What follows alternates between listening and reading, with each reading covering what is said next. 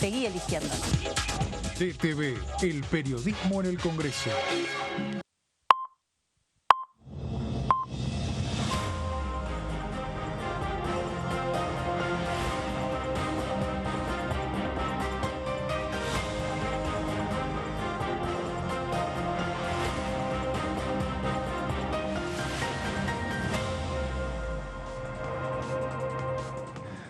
Hola, bienvenidos, ¿cómo les va?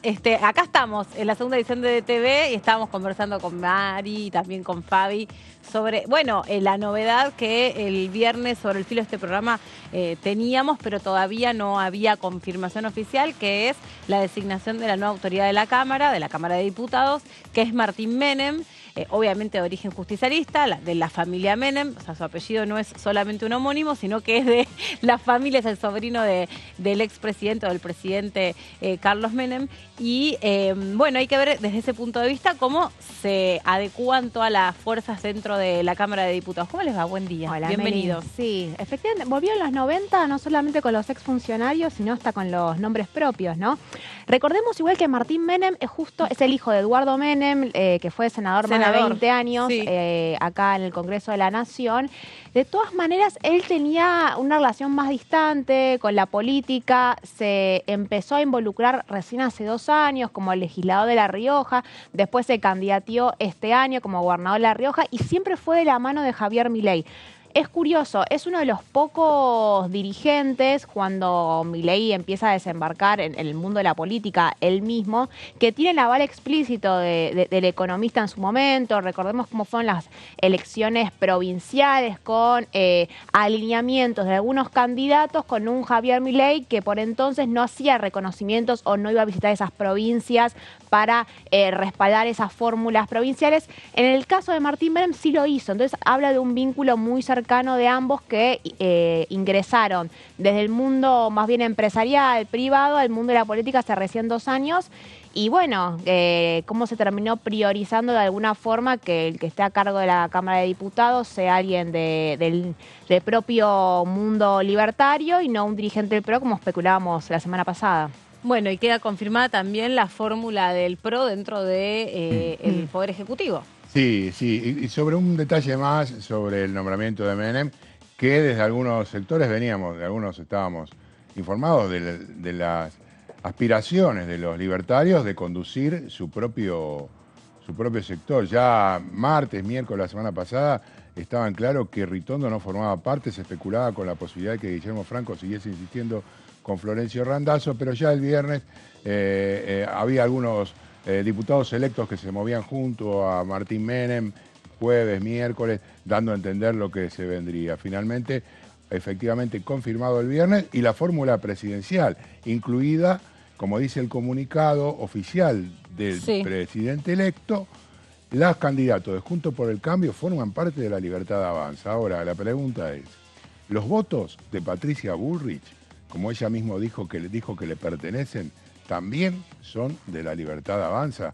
Creo que, en definitiva, esto es el meollo de la cuestión, y si efectivamente va a contar o se van a poder negar los diputados hasta hace unos días, o actualmente llamados Juntos por el Cambio, a no votar los leyes o la propuesta que pueda traer Javier Milei a partir del próximo domingo, cuando haga un desarrollo más o menos somero, o el lunes, cuando dijo que va a convocar a sesiones extraordinarias, Meli. Va a haber mucha actividad sin lugar a dudas. Se está terminando de dar forma al discurso que deja inaugurada la gestión de Javier Milei y de Victoria Villarroel. También se especulaba con una reunión que iba a haber entre la presidenta de la Cámara actual de Diputados, Cecilia Moró, y Martín Menem. No sé si esto avanzó o no avanzó, si tienen alguna precisión. No tenía precisión de que iba a ser esta mañana, por lo menos fue lo que me habían del círculo íntimo de los diputados de La Libertad Avanza, me habían dado esa información, creo que no se concretó. Creo que va a ser de la tarde, entre hoy la tarde y mañana a la mañana. La idea es que Martín Menem venga y se vaya a la oficina de la presidencia de la Cámara de Diputados y empiezan a ahondar un poco, no solamente en las cuestiones propiamente legislativas, sino de la estructura general de la Cámara, con todos los trabajadores que conlleva, para un poco la letra fina de lo que es presidir todo este sector, que aparte recordemos, ahí, más allá de las consecuencias políticas que vaya a tener la designación de Menem, es de vuelta una persona que hasta hace 2 años no estaba metida en la política y que implica una cierta dificultad hacerse con la gestión de todo la Cámara de Diputados. Así que hay que estar atentos ahí a ver cómo son las cuestiones tal vez más de gestión diaria, más allá de las legislativas. Bueno, porque el otro debate que se viene y que nosotros lo hemos vivido en años anteriores es una vez que quedan designadas, por supuesto, la autoridad y termina la composición de la Cámara y se definen si son interbloques, si son bloques, si hay alianzas, es la distribución de las autoridades dentro de las comisiones, que son las que van a motorizar las leyes más importantes que va a necesitar Javier Milei para asegurarse la gobernabilidad. Sabemos que dentro del discurso, o por lo menos lo que se está dejando saber, que dentro del discurso presidencial o el primero que dé como presidente, va a ingresar un paquete de medidas en ese mismo momento. O sea, va a ser como una especie de sinopsis o cuadro de situación de qué Argentina recibe. Entendemos que a Javier Milei le gusta esta cosa como más del estilo de lo que se le cuestionó a Mauricio Macri, que no terminó de sincerar todo el estado en el que se encontró precisamente el Estado, y que Javier Milei es un poco en ese sentido más confiado que es importante dar un preciso cuadro de situación para que en tal caso, si es muy oscuro, ¿no? Ese pantallazo que describe el estado en el que se encuentran todos los ministerios. Después, no hay que ajustarse tanto el cinturón, o no hay que achicar tanto los botones del cinturón. Es un aliciente para los primeros meses que ya sabemos van a ser complicados, porque él mismo lo viene diciendo. Habló de 24 meses que puede seguir durando el aumento de la inflación. Sí. Es un panorama, también recordémoslo, muy distinto al que era previo a las elecciones. Hay que ver ahí qué termina diciendo en el discurso inaugural de su gestión. También hay que prestar atención a ver qué consecuencias va a terminar de tener este reacomodamiento interno de la Libertad Avanza, con la decisión, por un lado, de Javier Milei de puentear de alguna forma a Mauricio Macri y cimentar su relación con el PRO a partir de la designación de Patricia Bullrich y de Luis Petri en seguridad y en defensa, las consecuencias que va a tener adentro mismo del bloque PRO, como decía Fabio recién, el miércoles va a haber una reunión del bloque, antes hablábamos de tal vez una distancia de un sector más larretista del PRO y otro más macrista, ahora estamos hablando de 3 sectores distintos, uno bullrichista de 10-12 legisladores, uno más macrista y otro más larretista, a ver cómo se termina de organizar el bloque que venía a garantizar un poco la gobernabilidad de la Libertad Avanza. Bueno, me parece que hay 2 mensajes clave que permanentemente nos envía tanto Javier Milei como ya quienes están confirmados dentro de la estructura parlamentaria y del Poder Ejecutivo. Uno, el primer mensaje es no hay plata. El segundo mensaje, no hay cogobierno. Me parece que son como 2 vectores por los que están todos de acuerdo que hay que ir una vez que se baja la información. Y quería decir, el viernes a última hora, el tuit que, no sé si a última hora, pero una vez que se confirma esta serie de designaciones de Patricia Bullrich. La confirmación igual fue el sábado de Martín Menem. Sí, pero quería decir la de Patricia Bullrich. Finalmente, el tuit de Mauricio Macri, medio como, bueno, nos vimos, ¿no? Como un besito en la frente a todos, gracias, buenísimo, les deseo la mejor, nos vimos en Disney. Porque me parece que, quedó muy claro que eso le molestó, o que él esperaba que la negociación avanzara en un sentido diferente o con una forma distinta tal vez, donde fuera más consultada, donde él también pudiera poner personas cercanas. Y ahí te digo... En segundas líneas es lo que él pretendía. Hoy a la mañana estuve haciendo la guardia periodística en el Hotel Libertador. Y te veo siempre, Fabi. Gracias. No sé si gracias. Pero más allá de eso... Pero aparte, si no te veo, te escucho esa voz característica y ahí digo, ahí está Fabi. Más allá de eso, el ingreso de Fernando Iglesias minutos antes que llegara el presidente electo Javier Milei, con lo cual es dable esperar que también el diputado nacional de la Ciudad de Buenos Aires esté inmiscuido dentro de algún cargo de la Libertad Avanza, con lo cual se consiguen sumando. Y también estuvo Lombardi. Lombardi estuvo la semana pasada y no se habló más. Yo creo que ahí hay un silencio estratégico, diría. Porque no se habla todavía de quién va a estar al mando del desguace, entre comillas, de los medios públicos. Entonces, puede ser que seguramente la semana pasada, la semana que viene se va a conocer, pero hay lugares en los cuales Javier Milei no designó interlocutores. Uno, por ejemplo, es la Secretaría del Ministerio de Turismo y Deportes. Pero no por hay ahí, una persona que haya ido a hablar con Matías Lamens del gobierno de Javier Milei todavía. es que por ahí no.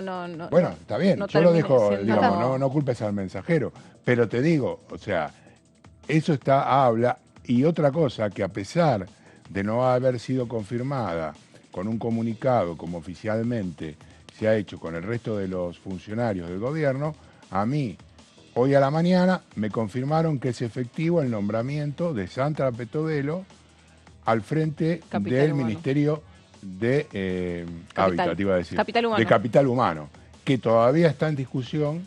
¿Qué conformación va a ¿Qué tener? conforma? Y si el ministerio va a seguir siendo un ministerio de salud o una secretaría. Eso es lo que termina. Y de eso va a depender otros lugares claves, como por ejemplo el PAMI, que todavía no tiene designado un director. Y la FIP. Y falta la FIP, la AFI. Y el Banco Central. Y el Banco Central y aduanas.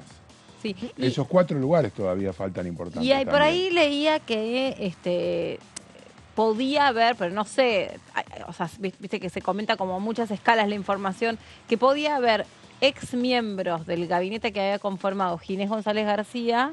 Y eso fue lo que dentro- salió a decir Eduardo Feynman hace un rato, no sabía que había dicho él. diciendo que no podía hacer. Lo que sí pareciera que está dando vuelta es el nombre de Rollón, como una Flavia especie Rollón, de Flavia Rollón, una especie de continuidad. Más En allá de eso, energía. exactamente. Y si querés nos trasladamos aquí al recinto, Por a la favor. Cámara de Diputados, al bloque de La Libertad Avanza. Está todavía en discusión quién puede llegar a ser titular, no sé qué información tenés. A mí me dijeron hoy a la mañana que Marcela Pagano está ganando puntos. ¿No era para Sago? No está confirmado. A mí me había habían dicho Sago. hace pocas horas que efectivamente si Menem era confirmado en la presidencia de la Cámara de Diputados, necesariamente Oscar Sago iba a ser el presidente también del bloque tenía esa- de la Bueno. Cámara de Diputados, porque también era entre ellos dos la disputa por la presidencia de la Cámara Era de importante. Diputados. Menem ganó el caso de la Cámara de Diputados. En el caso de Oscar Sago, que tiene más experiencia parlamentaria, sería el Jefe de presidente del bloque. bloque de la Libertad Avanza. Pero es cierto, hasta que no esté la confirmación en uno de los comunicados de la oficina del presidente electo, está todo, Bueno, a mí veremos. me lo dijo un diputado, digamos, de La Libertad Avanza, esto hace un rato. Pero también, mirá, Pero, como vos decís, estos está todo últimos- con idas y venidas.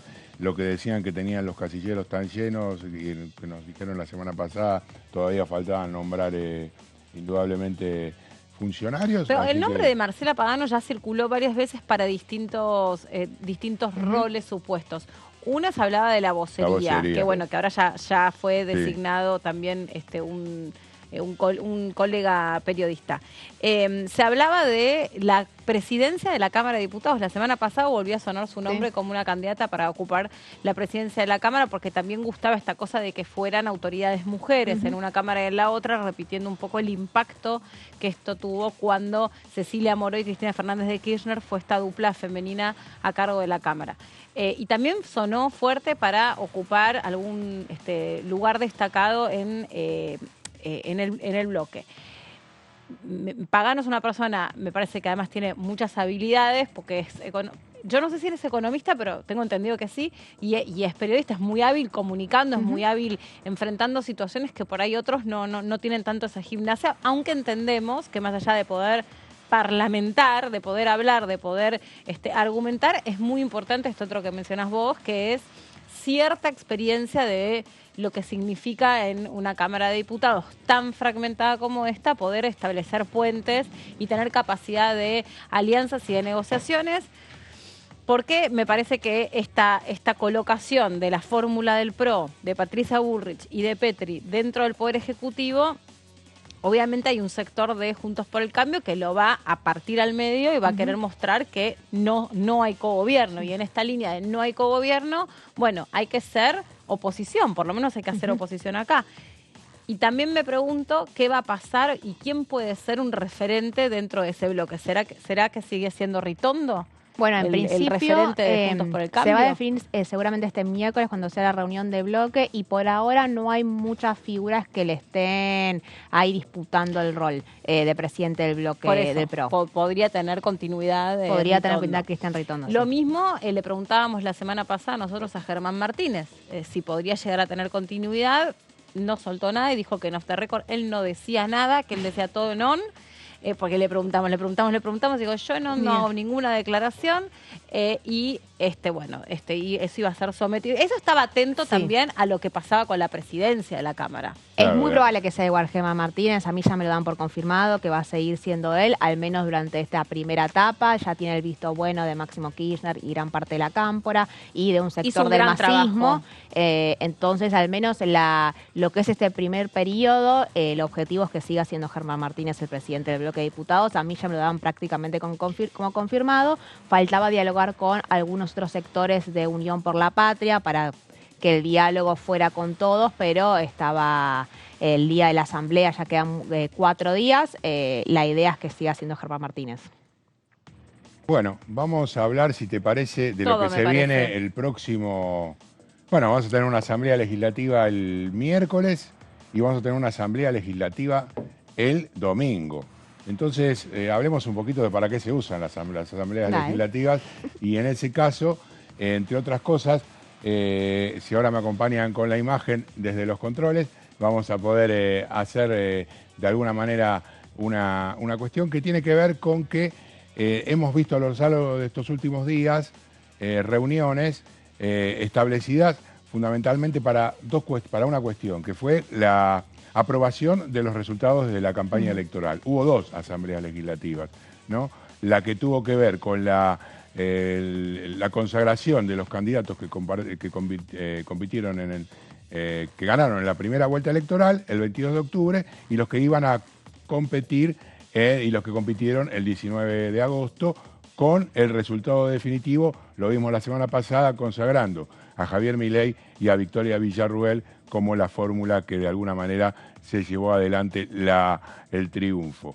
Y esta Asamblea Legislativa que está conformada para la audiencia de Diputados TV por todos los legisladores de la Nación, los legisladores y las legisladoras. Hablamos tanto de diputados y diputadas como de senadores y senadoras. Se reúnen todos en el recinto de la Cámara de Diputados, allí en la parte más baja del foro amuchados algunos senadores, pero todos se encuentran allí. Y otra de las funciones, por supuesto, es lo que tiene que ver con la Asamblea Legislativa específicamente que se va a reunir el próximo domingo. Y en esta se va a hacer presente y se va a presentar ante la sociedad ya Javier Milei como el futuro mandatario. Bueno, acá está, entonces se reúne en diferentes oportunidades, una en la primera vuelta y otra para tomar juramento al presidente y al vicepresidente. Esta Asamblea Legislativa del domingo, que está citado, según lo que dijo la vicepresidenta Cristina Fernández de Kirchner, para las 12 horas del día 10, en un primer momento van a hacer el ingreso tanto ella como Victoria Villarruel y la titular de la Cámara de Diputados, estamos hablando, y el titular de la Cámara de Diputados, que ya va a estar nombrado, que es Martín Menem. En ese momento le tomará el juramento a la nueva vicepresidenta y se pasará a un cuarto intermedio en el cual una comisión de legisladores de asuntos de interior y de asuntos externos irán a recibir al presidente electo Javier Milei, que ingresará por el Salón Azul, atravesará el Salón de los Pasos Perdidos y llegará acompañado al recinto. Allí le tomará juramento la vicepresidenta.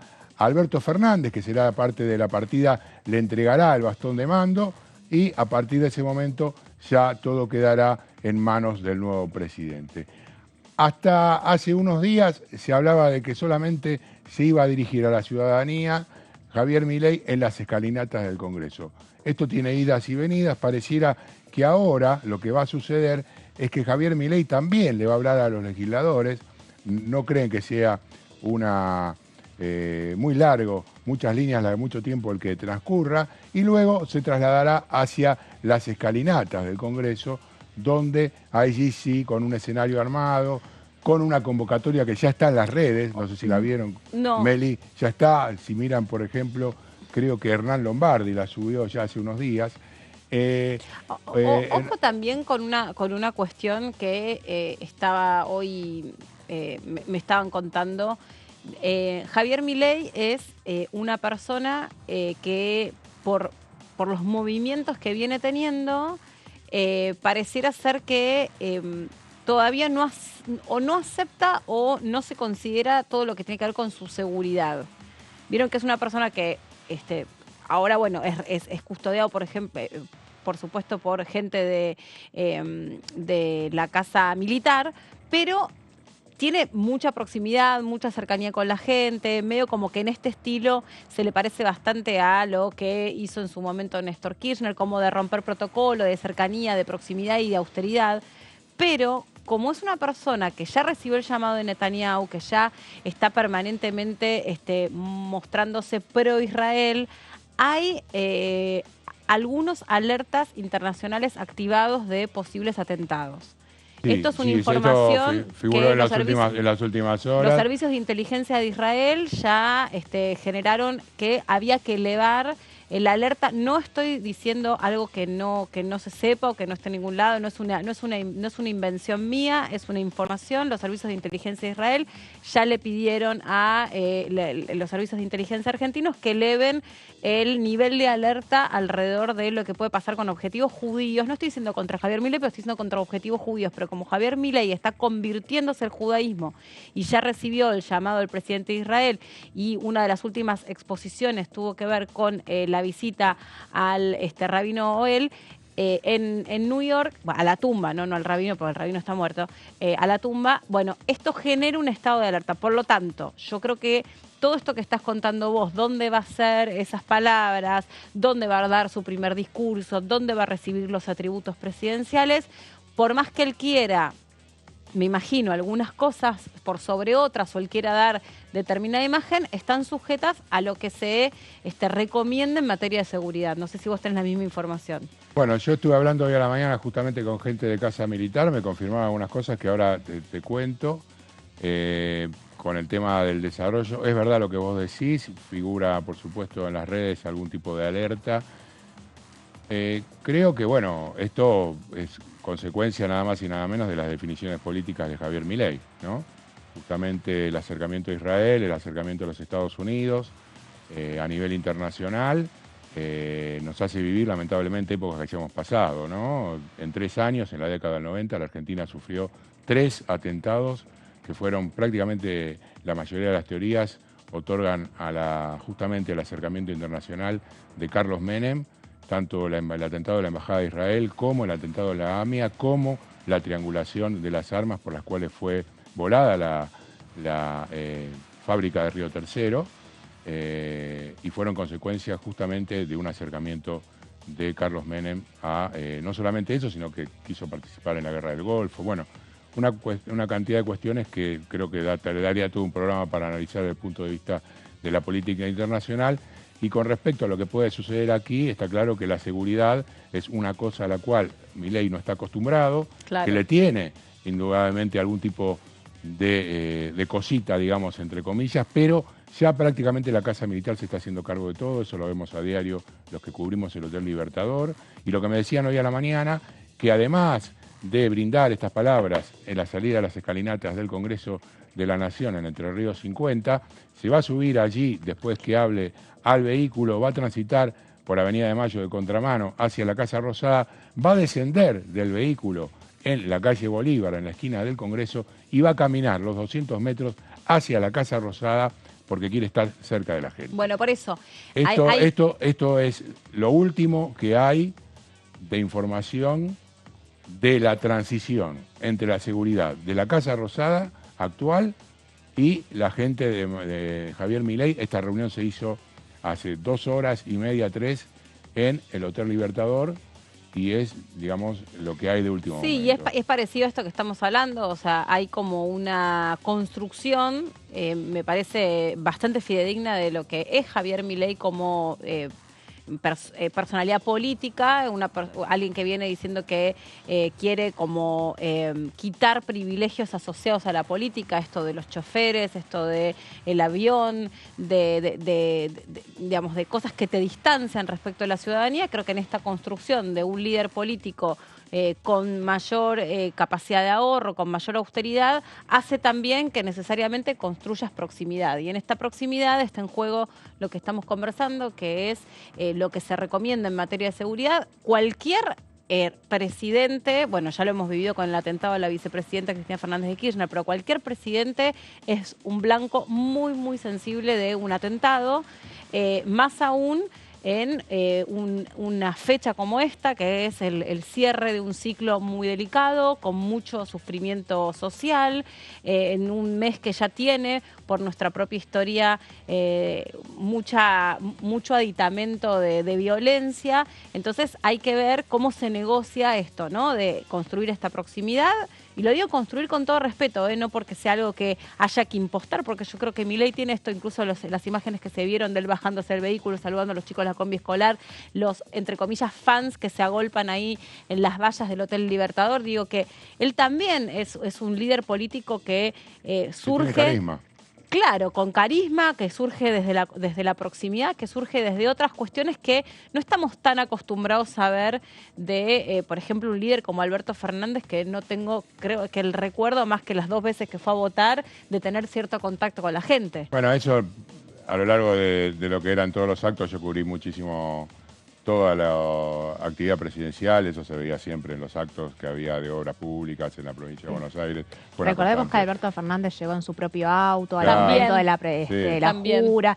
Tenía una actitud similar. Después sucedió también la pandemia pandemia, fue que modificó mucho la lógica. Pero Alberto No, la Fernández pandemia también lo que- ejercitó esa cercanía. Sí, sí. Tenés toda la razón, pero también hubo un punto de inflexión que fue lo de la fiesta de cumpleaños, que generó mucho enojo. Sí, Entonces ahí se generó una Sí. inflexión donde ya no le fue posible esto que bien recuerdan ustedes, que es haber llegado, él también quería como mostrarse, sobre todo aparte la palabra que más primaba en la figura de Alberto Fernández cuando asumió, era la de un presidente dialoguista, y un presidente dialoguista es un presidente próximo, cercano. Me acuerdo también de haber cubierto la asunción de Néstor Kirchner y que se acuerdan que resulta se golpeó la lastimado frente, sí, en por la supuesto. frente porque porque se entusiasmó con el fulgor social y bueno, la propia Cristina también tiene esta Bueno. cosa de muchísima cercanía y proximidad con el público, con la gente, con sus casi fanáticos, podemos decirlo, y le valió este intento. impacto que significó para su vida el intento de asesinato. Sí, Hay que- ahí tenés también otro tema, está el tema de la transición a través de los Ministerios de Seguridad. Hoy a la mediodía, alrededor de las 12:30, se conocieron palabras de Patricia Bullrich, luego de estar reunida en Heli Oves en la sede del Ministerio de Seguridad con Aníbal Fernández, para rescatar lo que dijo la futura ministra de Seguridad, en el sentido de que la reunión fue cordial y además que la seguridad es una cosa que continúa 24/7, las 24 horas del día. La transición significa conocer lo que está pasando y dejó a tiro también la posibilidad de llamar a algún funcionario en caso del que lo necesite. Entonces, reiteramos, juramento de Javier Milei, lectura ante los legisladores, lectura de unas palabras también frente a la ciudadanía en la Plaza de los Dos Congresos, recorrido por la Avenida de Mayo hasta el Cabildo, se baja del auto, camina a los 200 metros, ingresa a la Casa Rosada y por la tarde, a las 17 horas, se le tomará juramento a los nuevos ministros en el Salón Blanco. ¿Estarán todos los ministros nominados para el domingo? Uno espera que sí, que todos los casilleros efectivamente estén ocupados. Pero hablábamos también de la Asamblea Legislativa, que tiene otra función también importante y que la cumplió, por ejemplo, durante la cefalía, ¿no?, que había dejado, en este caso, Fernando de la Rúa cuando renunció. El nombramiento del presidente interino, que en aquel momento fue Eduardo Duhalde, que luego de una sucesión de aquella semana en la cual batimos todos los récords de presidentes, y finalmente el nombramiento de Duhalde, que siguió justamente hasta la asunción de Néstor Kirchner. En síntesis, la expectativa puesta en lo que queda de aquí al domingo. También preguntándose cómo estará en estos momentos Victoria Villarruel, quien bloqueó por Twitter a Luis Petri. Durante aquellas épocas estaba bloqueado, lo volverá a aceptar como amigo ahora que son compañeros dentro del mismo sector. Bueno, todas Y uno cuestiones- creería que sí, ¿no? Yo- Ahora uno todos se pensaría, enteran en el gabinete. uno pensaría que sí. Así que está todo dicho, creo, en algunos aspectos, falta definir otros cuantos, y el más importante es qué va a pasar con los argentinos a partir del 11 de diciembre, si efectivamente no hay plata, como posteó el propio Javier Milei en las redes sociales, con una remera sugestivamente amarilla con letras negras. Ese detalle también, no es violeta la remera, uno pensaría que hubiese puesto una remera violeta que identifica a la libertad avanza, no, fue amarilla. Y habrá sido un guiño después del destrato y desde... ¿Qué decís? Creo que sí, los guiños están sobremanera, ya dijimos que Igual el guiño no va a estar en una remera, ¿no? Los guiños... en todos los aspectos Sí, uno pero- puede hacer guiños. Sí, pero un guiño, digamos, debidamente interpretado es esto, es colocar una persona en un determinado lugar. No, una no, sí, claro, ¿no? por O supuesto, sea, eso es mucho más claro, y Claro. más evidente. claro, Es más exacto. evidente. Sí, ojo, hablando de todo esto que estamos mencionando, ya está sonando el nombre de una persona que querría hacerse cargo de la imagen de la pareja presidencial.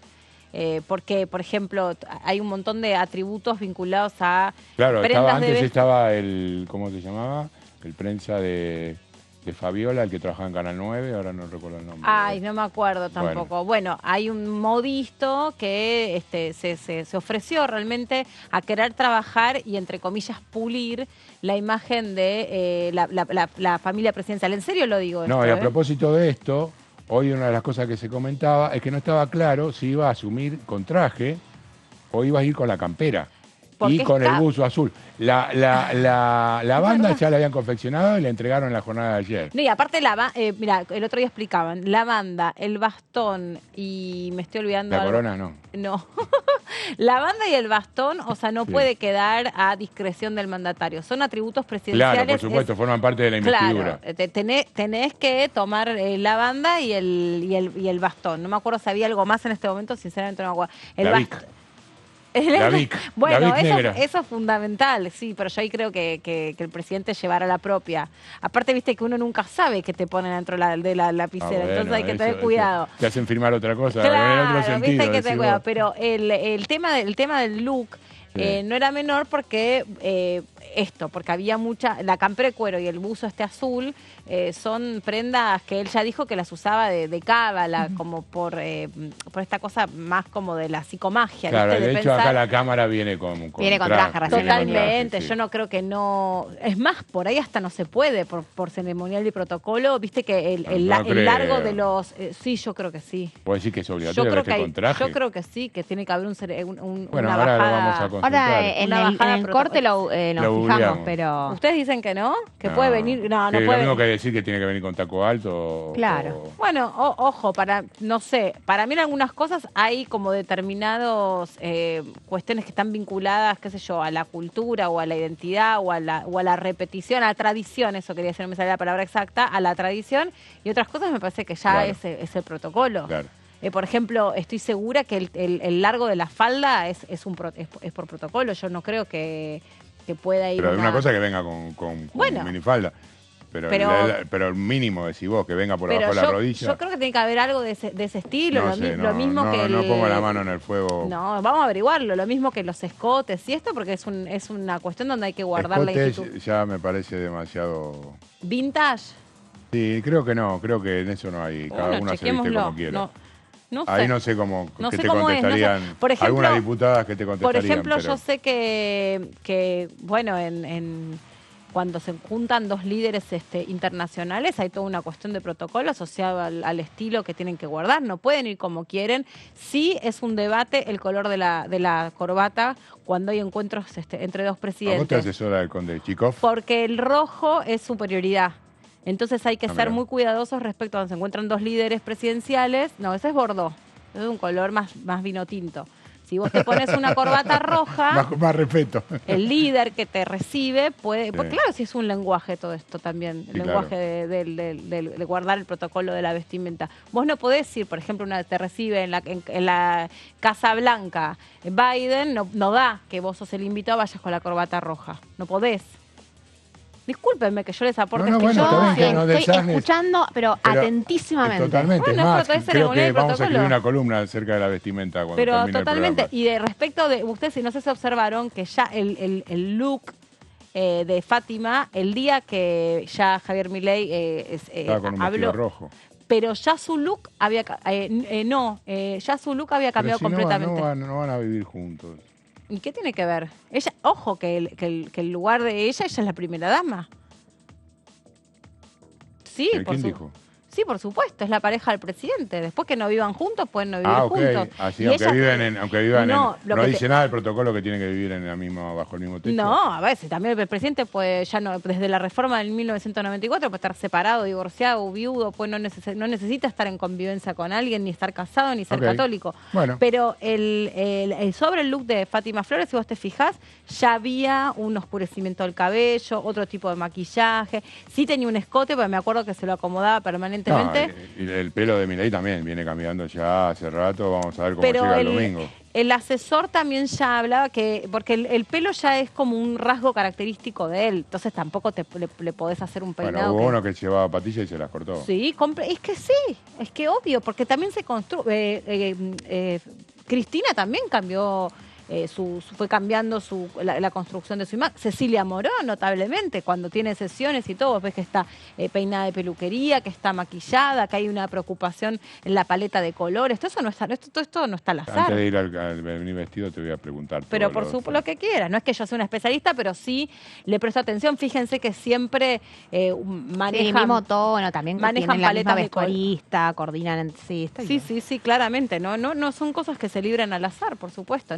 No digo que todo tenga que estar Totalmente. totalmente descrito. Alineado, claro. No sé, ahora voy a chequear lo de la vestimenta, pero yo estoy segura que no puede ir una... Con la campera una- de cuero. Una figura pública con un rango institucional no puede ir vestido como quiere. A un Recinto, acto protocolar. Bueno, entonces la incógnita para el domingo quedó planteada. ¿Cómo irá vestido Javier Milei Y a la sí. Asamblea Legislativa? Absolutamente, no tengas ninguna duda, nada está dejado al azar, porque todo en definitiva comunica, así que muchachos, ya lo sabemos, esto es así, es importante. Te digo, sobre Fátima lo observé, pero tampoco pueden hacer de Fátima otro ser humano, es Fátima con sus características, con sus atributos, y también me parece, como decíamos antes, por suerte vivimos en otra época y uno es más allá de su aspecto físico, desde ya. Sí, vivimos en otra época, pero vos mencionabas el caso de Cristina. A Cristina la han vuelto bastante loca por el tipo de ropa que usaba, el tipo de carteras, el ojo mediático en las mujeres, Sí. en la política respecto a cómo se visten o dejan de vestir. ¿Será o no será de protocolo? Sí, Pero es sesgado, una cuestión de ahondar constantemente y que por lo general es más con las figuras femeninas, más que con las Sí. masculinas. Sí, incluso a esta persona que te digo, que ahora no me acuerdo cómo se llama, quien se propuso para trabajar sobre la imagen de la pareja presidencial, si no quieren, matrimonios no son, pero son una pareja, que le preguntaron acerca del uso de las marcas internacionales, porque en su momento se acuerdan que sobre Juliana Aguada, bueno, además porque ella tiene una marca de ropa, una mujer muy distinguida sobre la que se ponía, en el caso de ella, como... también porque somos caretas, ¿no? Se ponían en la figura de ella como todo lo que estaba bien por lo que ella representaba, por su belleza hegemónica. Y también se destacaba que ella usaba solo diseñadores argentinos. Bueno, ella misma es una diseñadora, tiene una empresa de ropa. Pero sobre los varones no importa si usan trajes importados o si usan relojes importados o si tienen algún accesorio, una traba de Por ahí corbata millonario. pondría una observación. Pero pone más porque- de una. Bueno, una en principio, porque no es igual el tratamiento en todos los casos. O sea, Ni que eso es lo que estoy diciendo. no, pero en los hombres también. O sea, el cuestionamiento al tipo de ropa o a lo que lleva el atuendo de un hombre siendo de un partido político, de una tendencia, no es el mismo a que el que lleva de otra.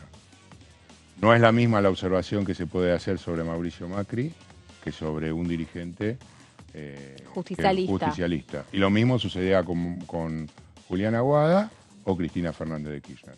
Y desde los medios hegemónicos siempre lo plantearon en ese sentido. Sí, digamos. de hecho hay un montón de trabajos hechos tomando corpus comparativos de cómo se trataba la imagen de Julián Aguada respecto a la de Cristina Fernández de Kirchner, y claramente era tangencialmente distinto. Era como con una mirada casi como si en un caso era todo lo que representaba era el bien por los rasgos estéticos y hegemónicos, y en el otro caso era todo cuestionable.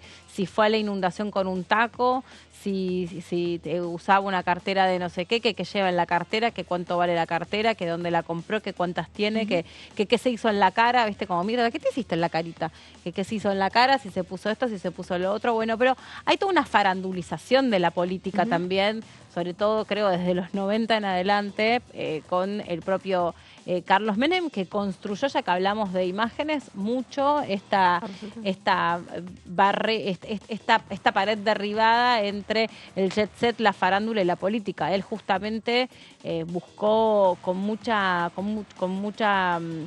mucho ímpetu acercarse a las figuras internacionales y jugar a los deportes y pasearse en autos importados y recibir a músicos internacionales o actores internacionales y sacarse las fotos. ¿Se acuerda que sacó una foto con los Rollins, se sacó una foto con Yuya, se sacó una Ferrari. Con la Ferrari? O sea, y él construyó también eso, por eso después cuando viene de la Rúa, digamos, muestra la contracara de la austeridad, de yo no hago fiestas, ¿no? Como era el eslogan. Dicen que soy aburrido, o la fiesta de unos pocos, o una cosa así era el eslogan, Sí, ¿no? Que había armado. Sí, igual, bueno, yo lo único que quiero es que vuelva de los 90 la posibilidad de tener los canales que ahora son premium gratis. ¿De eso En te esa acordás de los época, 90? en el 90, cuando te vendieron el cable, todos los canales que ahora son premium empezaron siendo gratuitos. El fútbol particularmente. El fútbol también, ni hablar de los que ahora son paquetes. Bueno, ahora claro, todo es ¿cómo se llama? Destrabando con pagos, no me acuerdo cómo se llaman las aplicaciones. Sí. Pero respecto de que lo que hablábamos antes de la pareja presidencial, bueno, la primera dama, vieron que todavía, o sea, es una figura que existe, la primera dama, y a la que se le confieren determinadas responsabilidades. La primera dama tiene responsabilidades. No es que solamente una manera de decirlo semántica, tiene responsabilidades la primera dama. Hay que ver si Javier Milei le da ese lugar a su hermana o a Fátima. Dijo que a Fátima la va a si ella tiene su forma de ganarse la vida, el libre mercado, lo que sostiene es que ella tiene que seguir llenando las salas. ¿Y por qué la voy a arrestar y le voy a imposibilitar que trabaje en el verano en el teatro? No, pero eso para mí no tiene nada que ver con las responsabilidades que tenés como primera dama, porque de hecho Fabiola también es locutora y creo que siguió también un tiempo trabajando como tal, más allá de que tenía ciertas actividades y responsabilidades. Julián Aguada, Fabiola, de todas maneras, a ver, el rol de primera dama es un resabio de otra época en las cuales las mujeres ingresaban a la política de otra forma, que se lo buscó readecuar a los tiempos modernos, pero que sigue siendo de la pareja presidencial, que se le dan algunas responsabilidades institucionales, pero es en pos de su relación con el presidente. Fabiola Yáñez, no me acuerdo como tal vez los primeros meses, pero después se pasó a tener un rol institucional y solamente pasaba a, acompañar a Alberto Fernández. Bueno, pero hubo 2 años de pandemia también, no sabemos cuál hubiera sido igualmente el rol. tuvo actividades paralelas en las cumbres con presidentes, tuvo reuniones bilaterales, claro. Actividades, realizaba actividades de beneficencia. Es que eso forma parte de lo que decía recién. Está bien, pero digo, es readecuar un rol cuando Cristina Fernández de Kirchner era senadora. Era senadora y tenía otro rol. No, y al revés, no hay una figura de primer damo, que era el chiste que hacía Néstor, ¿se acuerdan? Como que yo que vengo a ser el primer damo, el primer caballero. Pero bueno, sí, es un rol institucional. Lo que pasa que no necesariamente, por suerte, desde la modificación, yo digo por suerte, porque a mí me parece algo buenísimo, desde la modificación de la Constitución Nacional, la reforma, no la modificación, la reforma de la Constitución Nacional, hay una serie de características que al presidente, de las que el presidente puede prescindir. Antes tenía que ser católico, apostólico romano, estar casado y sostener como... Todavía tiene que ser católico. No, el presidente ya no tiene que ser católico. ¿Ya no? No tiene, no. Es un país laico, el presidente no tiene que ser católico. Eso está dentro de la reforma de la Constitución. No es una, ya no. Ya puede tener cualquier condición civil y puede profesar cualquier fe. Sí. Por eso también después Carlos Menem pudo tener un santo sepulcro islámico. Y Carlos, sí dije bien, ¿no? Dije Carlos Menem, ¿no? Y Javier Milei se está convirtiendo al judaísmo y no es incompatible con su presidencia. Claro, No, eso es algo que se modificó desde... Sí, estaba equivocado. No, Perfecto. tampoco tan No grave, importa, pero sí. son cosas que van quedando, ¿no? Como que también esto, poder pensar o repensar cuando antes un presidente podía tener una novia. Boric Alberto Fernández fue el primero, Alberto Fernández, que no estaba casado. Y bueno, no, Carlos Menem también, que se divorció. Se divorció. Siendo presidente, sí, bueno, claro, exacto, sí. Claro, entró, en el caso de Alberto Fernández, ¿no se casó con Fabiola? No, viven juntos, tienen un hijo, sí. Bueno, todas cosas que por suerte para mí fueron cambiando porque, bueno, ya... Bueno, todo esto nos despierta porque vuelve los 90, a ver qué cantidad de cosas están regresando. Vamos a ver. Sí. A mí Martín Menem se parece más. Yo realmente, lo dije acá el viernes, lo vuelvo a reiterar, no me parece bien que justamente una persona que se esté convirtiendo al judaísmo acepte como funcionario a alguien que estuvo cerca del nazismo y que realmente me parece triste desde cualquier punto de vista, lo digo como judío. Sí, si me no parece fuera judío también, y si no fuera judío lo diría también. Sí, claro. Pero realmente hubo mucha reprobación en las redes de distintos sectores, no solamente el judaísmo. La única que apareció que no le importó, supuestamente dio un arrepentimiento, fue la Daya. Pero bueno, la verdad que sería interesante que revea su mirada Javier Milei sobre una persona que fehacientemente dijo que militó en el nazismo. Sí, yo suscribo a eso que decís y llama la atención porque me parece que en este sentido, yo lo decía la semana pasada cuando se conoció a quién fue, de quién es la tumba de este maestro rabino que fue a visitar Javier Milei, cuando hablamos de...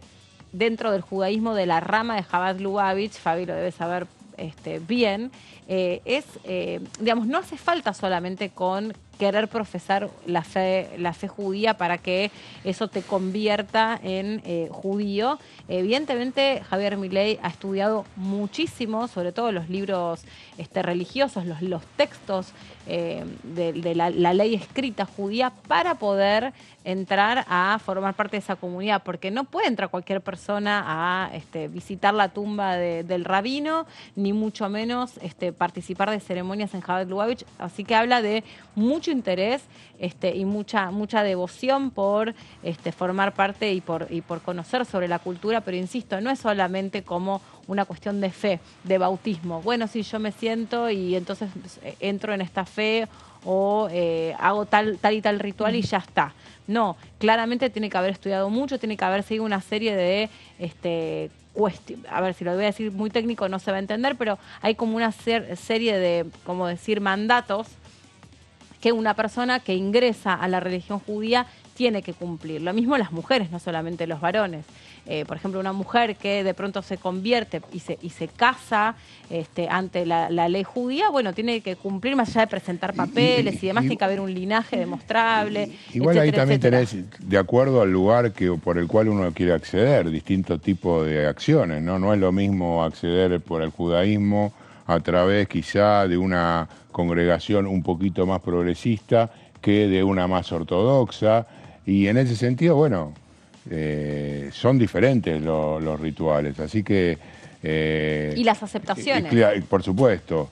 A mí me Y, llamó mucho la atención que estuviese vinculado exclusivamente con la rama más ortodoxa y conservadora del bueno, judaísmo. yo creo que eso, si uno se lo pone a analizar, como te dije, es para un programa en particular, pero creo que justamente desde ese lugar es el que avala la designación de Rodolfo Barra.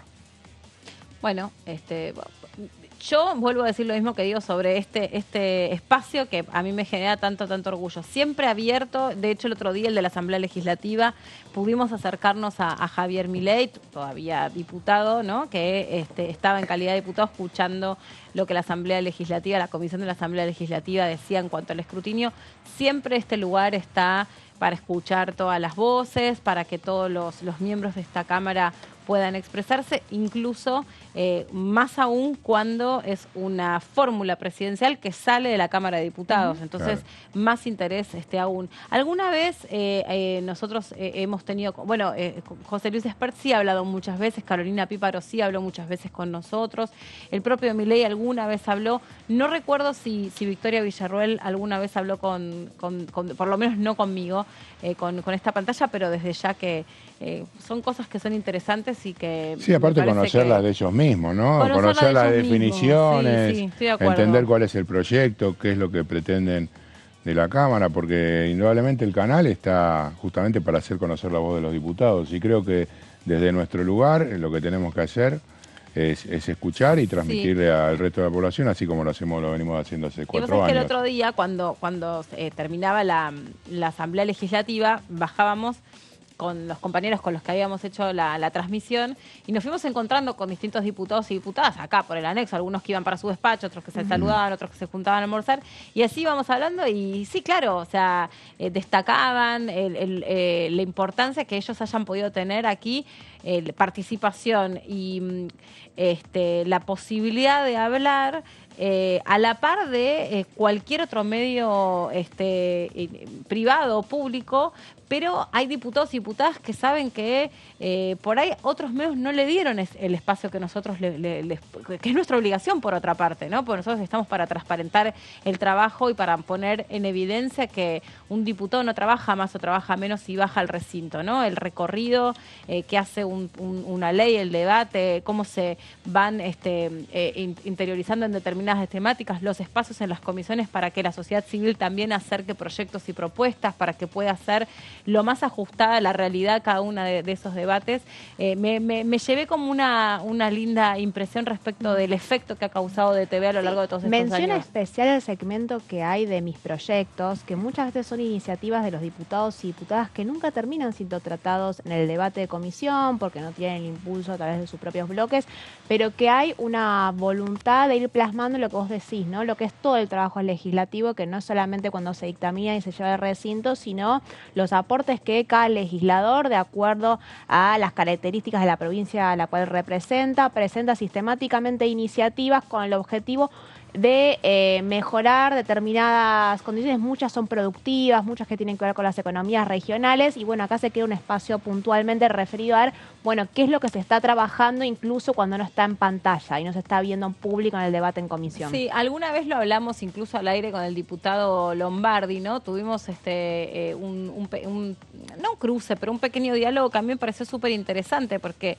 bueno, esto le decía, que él es un hombre de los medios, él sabe que a veces los diputados y las diputadas que llegan a tener participación de la escena pública son muy pocos y hay este cuerpo legislativo tiene profesionales realmente avesados en un montón de distintas áreas de conocimiento y me parece que todos han tenido un grado de participación equitativo. Después ha estado en cada uno, por supuesto, claro, por todos su los que han agenda. querido han podido hablar, Exacto, no se les ha cerrado. O sea, me consta porque todos nuestros productores llaman a todos por igual y les abren la pantalla y ya esto es como vi luz, Juancito entré y es así, y esa es la idea.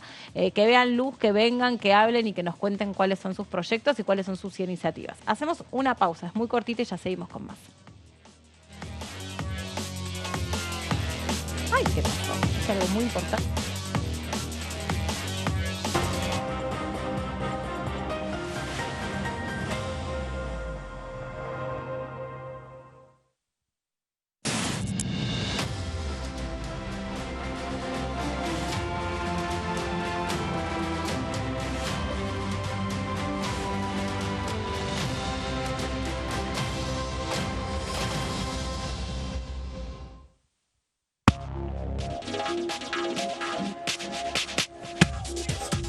DTV es información, diálogo, análisis. DTV es federalismo, libertad de expresión, pluralidad de voces. DTV es todo lo que en democracia un país debe ser. DTV es tu voz en el Congreso. Este 2023, seguí eligiéndonos. DTV, el periodismo en el Congreso.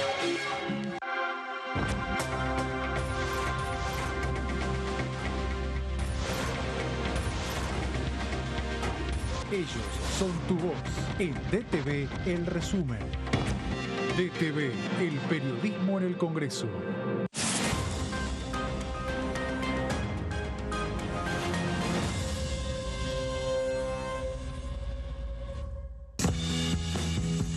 Yo creo dulzura. Yo creo en nuestro producto. Yo creo en el talento argentino. Yo creo en mi país. CREAR es un programa del Ministerio de Economía para aumentar el crédito productivo de las empresas nacionales, con el objetivo de generar más valor agregado a nuestros productos y nuevos puestos de trabajo. Yo elijo crear.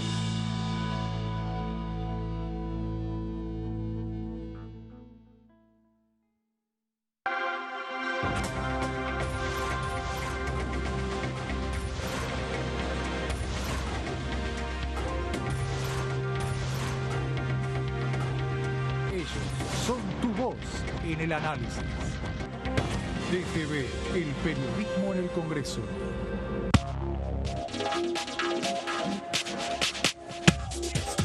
DTV es información, es diálogo, es análisis. DTV es federalismo, libertad de expresión, pluralidad de voces. DTV es todo lo que un país en democracia tiene que ser. DTV es tu voz en el Congreso. Este 2023, seguí eligiéndonos. DTV, el periodismo en el Congreso.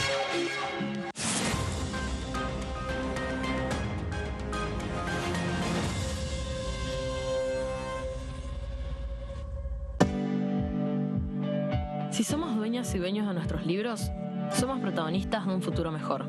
Por eso, entregamos libros a millones de estudiantes en todo el país en solo un año. Además, otorgamos becas educativas para que las chicas y los chicos puedan terminar la escuela. Realizamos obras en universidades, fortaleciendo el sistema universitario nacional.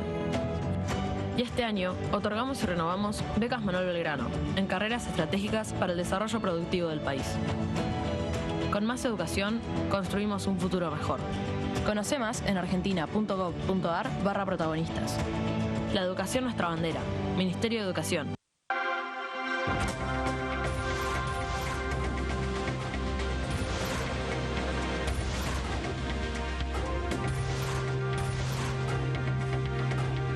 Ellos son tu voz en la tercera edición. DTV, el periodismo en el Congreso. Hiciste la colimba entre 1975 y 1983. Tu testimonio aún puede ser clave para hacer justicia. Lo que hayas visto y oído en dictadura es un aporte fundamental para llegar a la verdad. Para más información, entra a argentina.gov.ar/fuicolimba.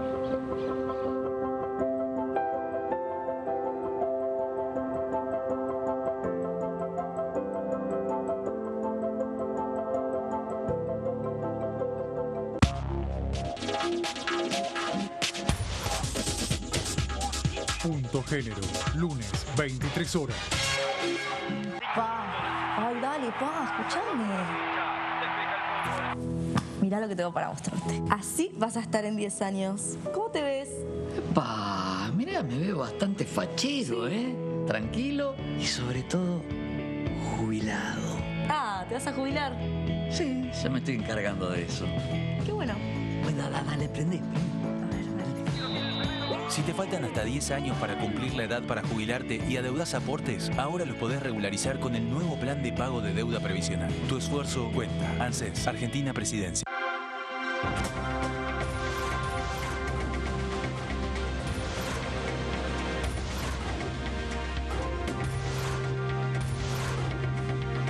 Ellos son tu voz en la tercera edición.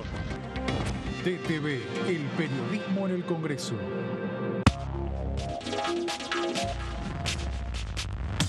DTV es información, es diálogo y es análisis. DTV es pluralidad de voces, es libertad de expresión.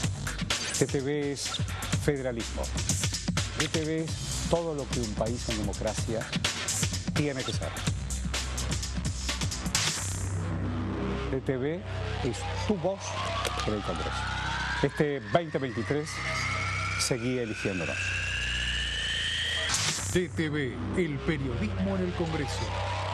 Aumentamos de 4.000 a 18.000 pesos el tope de reintegro del 15% en compras realizadas con tarjeta de débito para personas jubiladas o que perciban una pensión por fallecimiento. Primero la gente. AFIP. Argentina Presidencia.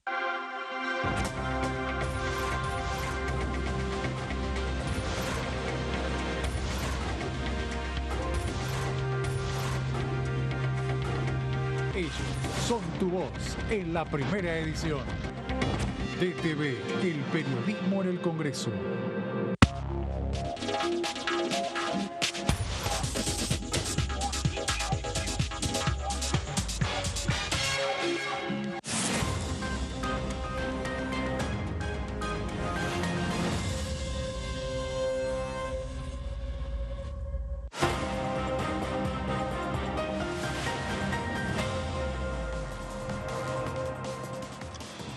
Sí, acá estamos. Después de la pausa, en la pausa pasan anécdotas de todo tipo. Totalmente. Sí. Pero estábamos diciendo algo que está bueno también advertir.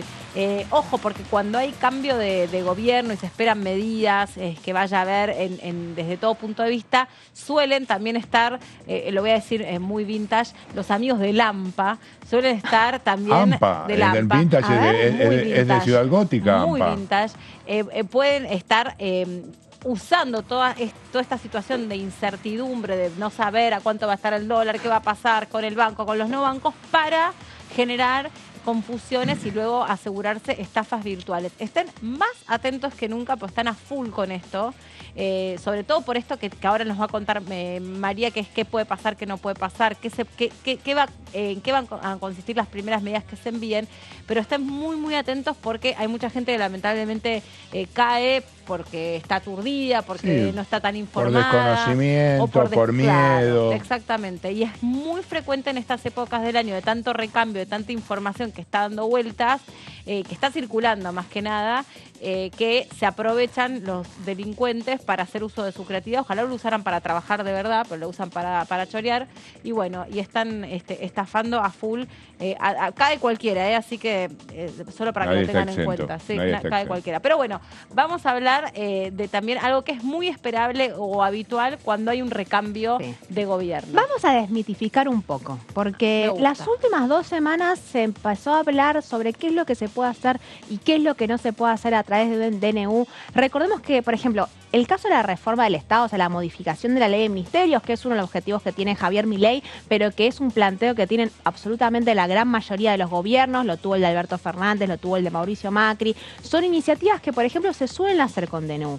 Es una herramienta que está reconocida dentro de la Constitución Nacional, pero que muchas veces cuando comienzan en los años legislativos y más en contextos cuando está planteada la discusión sobre cómo se van a conformar las mayorías, cómo cada uno de los oficialismos, lo vemos el día de hoy en el caso de la Libertad Avanza, pero se planteó también durante el gobierno de Mauricio Macri cuando se encontraba en un gobierno que no tenía acceso a una mayoría, por ejemplo, o el propio Unión por la Patria o Frente de Todos durante los últimos 2 años, siempre estaba esta tensión a ver sobre cómo se va a hacer para legislar, que es una actividad que es potestad exclusiva del Congreso de la Nación, cuando no se tiene un fácil acceso a las mayorías. Y siempre aparece el mito del DNU. Entonces, yo lo que traje acá es un poco a ver qué es lo que dice la ley puntualmente sobre cuándo se pueden utilizar y cuándo no se puede utilizar los decretos de necesidad y urgencia.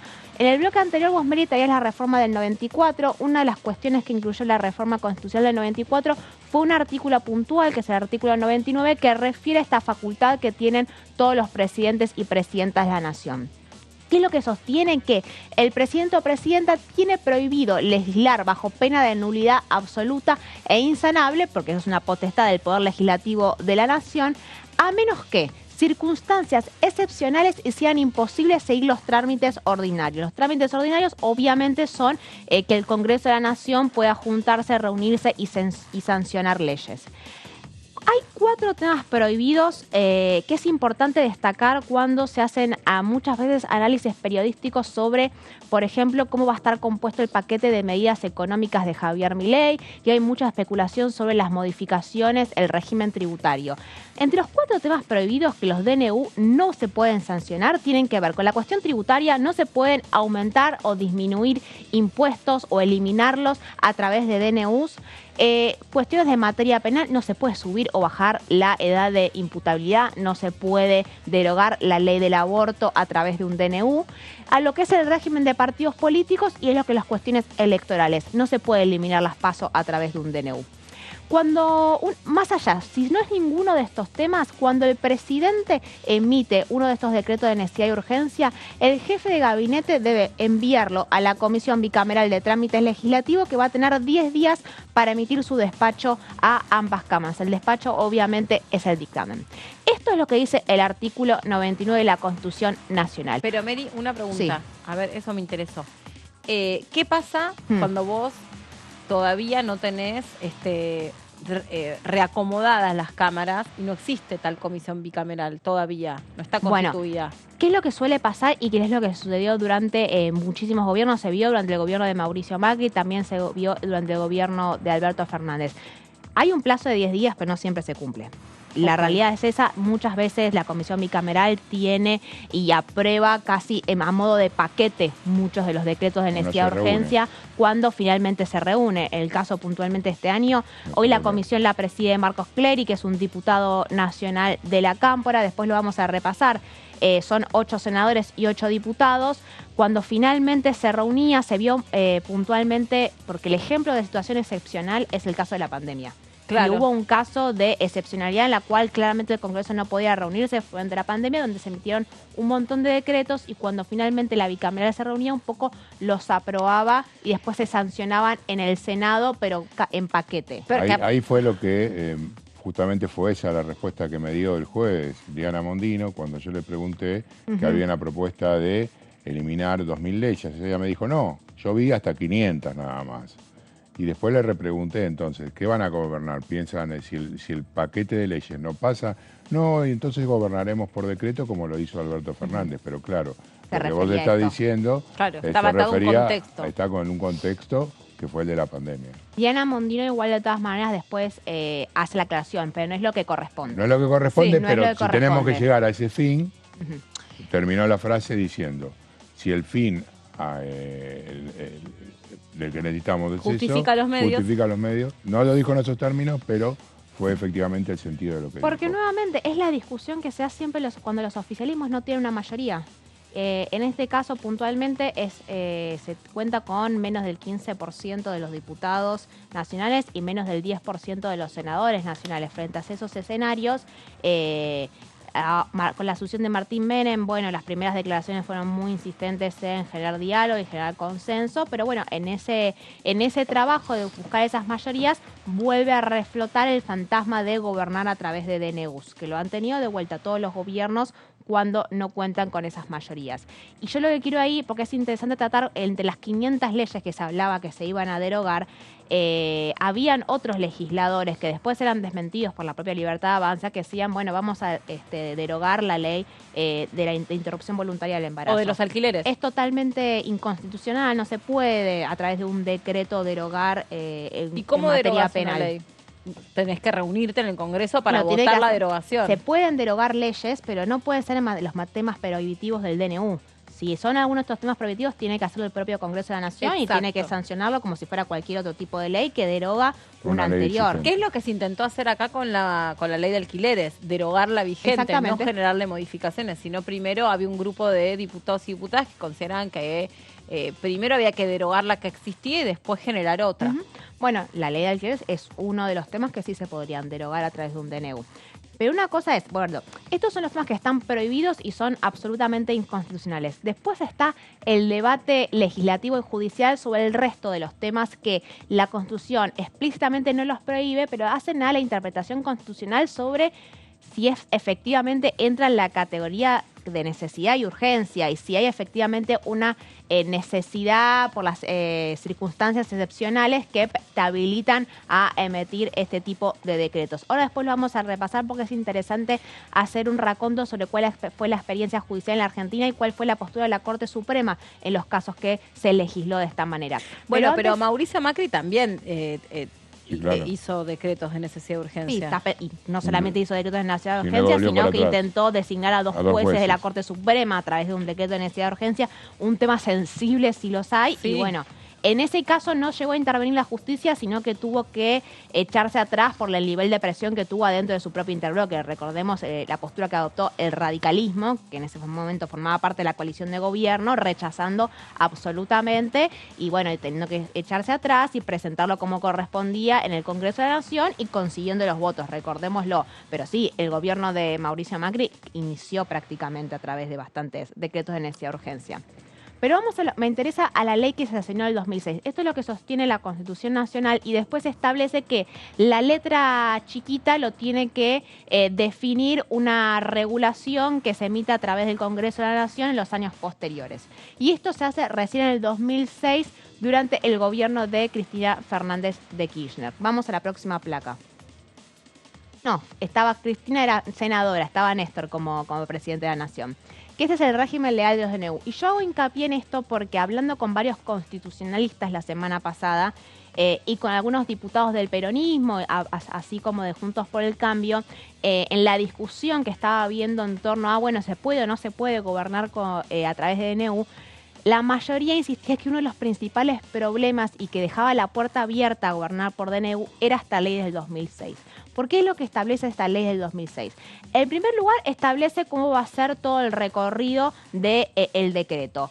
A ver, primero principal, lo que le decía, la bicameral de trámite legislativo va a estar compuesta por 8 senadores y 8 diputados, respetando la proporción de las representaciones políticas, es decir, que sea representativo de los porcentajes que cada uno de los frentes políticos tiene en ambas cámaras. La presidencia, la bicameral, va a ser un año a cargo del Senado, un año a cargo de la Cámara de Diputados. Como este año estaba en manos de Marcos Clery, corresponde que el año que viene, en el 2004, la presidencia esté en manos del Senado. La bicameral, cuando recibe el decreto que se publicó en el boletín oficial, tiene 10 días para expedirse sobre la validez o invalidez del DNU en base a los requisitos que establecen la Constitución Nacional, en base a ningún otro. Y no se puede ni modificar, ni hacer agregados, no. Solamente establece si es válido o inválido en base a lo que sostiene la Constitución Nacional, que establece que es para... Estos son los casos prohibitivos y que tienen que ser en casos de un contexto de emergencia puntual. En el mientras tanto, y esto es lo importante, y este es un poco el quid de la discusión, mientras todavía se está discutiendo... Eso es otra cosa. Porque yo estoy latín. Ah. Sí. El DNU tiene vigencia. No, pero yo pensaba que el quit para la registración laboral. Liquid paper. Liquid paper. El decreto tiene vigencia, es decir, desde que el momento que se publica en el boletín oficial hasta que alguna de las cámaras lo derogue o lo apruebe, obviamente sigue teniendo vigencia. Entonces ahí la discusión, la puesta en duda y las alarmas que muchas veces se despiertan es, bueno, hay un camino legislativo y hay contrapesos constitucionales que evitan que los poderes ejecutivos puedan gobernar a través de decreto. Sí, es cierto, pero en el interín el decreto sigue funcionando. Entonces, ahí hay que estar atentos y vos necesitas una bicameral de trámite legislativo que actúe inmediatamente. La experiencia nos mostró que no siempre es así. A veces cuesta que se conforme y a veces cuesta que se reúna y que después lo trate en el Congreso de la Nación. Y durante todo ese periodo de tiempo, un DNU tiene la vigencia y tiene el mismo peso de cualquier otro tipo de ley sancionada por el Congreso. Entonces, esa prestada atención ahí. Pero déjame que te quiero ir a cuál es el problema. Vamos a la próxima placa sobre cómo se hace para aprobar o rechazar un DNU. ¿Qué es lo que sostiene la reforma? No, la regulación que se estableció en el 2006. Solo se puede derogar un decreto de necesidad de urgencia si lo rechazan las dos cámaras del Congreso. Lo tiene que rechazar la Cámara de Diputados y lo tiene que rechazar el Senado de la Nación con mayoría simple. Ahora, si solo una de esas dos cámaras aprueba el decreto, ya tiene la presencia de cualquier otro tipo de ley. Con solo que una Cámara lo apruebe, ya está vigente y queda establecido y queda reconocido como cualquier otro tipo de ley sancionada por el Congreso de la Nación. Y ahí está la discusión de cómo puede ser que haya leyes que la mayoría de las leyes tienen que aprobarse a través de la sanción de ambas cámaras y que haya, en el caso de los decretos, con que solo la aprobación de una Cámara ya está. Bueno, pero yo creo que tiene sentido en términos de que surge el DNU, justamente es algo que se envía bajo dos parámetros, la necesidad y la urgencia. Muchas veces también hemos visto que los tiempos parlamentarios son Bueno, pero ahí mucho tenés más... una subjetividad siempre, ¿no? En esas definiciones. Claro. Ese es el que que se cataloga como unas condiciones extraordinarias que habilitan a un DNU. Que no esté sesionando el Congreso es una de esas cuestiones para no emitirlo, que haya cuestiones de fuerza mayor. Claro.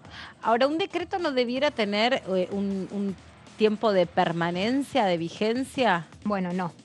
Existe hasta que la Cámara lo deroga. Sí. O lo reconoce y lo convierte con el peso de cualquier otro tipo de ley. Y es una discusión judicial esa misma. Constitucional, supongo. Y constitucional. También. Hay mucha discusión entre abogados constitucionalistas sobre lo adecuado, ¿no?, que fue establecer que durante ese periodo de tiempo los DNUs puedan seguir funcionando, sobre el hecho de que solamente con que se sancione, que se apruebe en una de las cámaras, tenga la vigencia de una ley. Pero y cuando se está discutiendo respecto a la posibilidad o no de que el nuevo oficialismo pueda gobernar a través de decreto, vos hablas con diputados de Juntos por el Cambio y diputados con el peronismo que dicen que la posibilidad está siempre y cuando, y esto es muy claro, no refiera a estos 4 temas prohibitivos que yo ya les mencionaba, que es el electoral, el penal, el de partidos políticos y el tributario. Ahora, todo lo que son las reformas del Estado o ese paquete, porque se supone que Javier Milei ya como presidente va a enviar una serie de medidas que va a obligar que el Congreso rápidamente se ponga a trabajar. Por un lado, las va a enviar al Congreso, pero por otra parte, me imagino que alguna también va a ser por decreto, que es el recorte, o sea, es la eliminación de ministerios, la conformación del Ministerio de Capital Humano, o sea, todo eso se hace por decreto, yo supongo. Porque la modificación de la ley de ministerios se suele hacer a través de decreto porque es algo que se le habilita y se le reconoce a los oficialismos como que es potestad suya organizar los ministerios de la manera que consideren que les conviene. Ahora, lo que no está claro es indudablemente cómo van a estar conformadas cada una de estas comisiones. Bueno, esa va a ser la discusión fundamental y cuando se terminó de definir la presidencia de la Cámara de Diputados y la presidencia provisional del Senado, que van a quedar en manos de La Libertad Avanza, no solamente por los nombres que eligió Javier Milei, sino por que hay una decisión de adentro del peronismo, de Unión por la Patria, de cederles esos lugares de poder a el oficialismo actual de La Libertad Avanza. Porque el ojo, fundamentalmente, en la lucha y la disputa de poder que va a haber en las dos cámaras, va a ser en cómo se van a ocupar cada una de las comisiones. Sabemos que hay algunas comisiones que son fundamentales para la gobernabilidad de cualquier gobierno, como por ejemplo la Comisión de Presupuesto, la Legislación General, que se suele dejar la presidencia en manos del oficialismo. Ahora, ¿cómo va a estar conformada esas mismas comisiones? Vos hoy en día tenés que Unión por la Patria tiene 105 diputados y diputadas y conserva la primera minoría. Y ni qué hablar en el Senado de la Nación, donde tienen 33 senadores y son por lejos la primera minoría en el Senado. Cuando se conforme la bicameral de trámite legislativo, va a tener una importante presencia de diputados y diputadas del peronismo. Es decir, el trabajo de control parlamentario va a estar en manos del peronismo, o al menos de Unión por la Patria, y unos sectores del radicalismo, sectores de la coalición cívica, además de La Libertad Avanza. Entonces, ¿qué es lo que te dicen, al menos actualmente, frente al oficialismo de La Libertad Avanza? Nosotros vamos a estar atentos porque a la hora que se define la composición de la bicameral, si vemos que se avanzan decretos que no corresponden con el contexto, no entran en la categoría, no son ni necesidad ni urgencia, ni es necesario legislar a través de este mecanismo en vez de enviarlo a través del Congreso, bueno, vamos a actuar.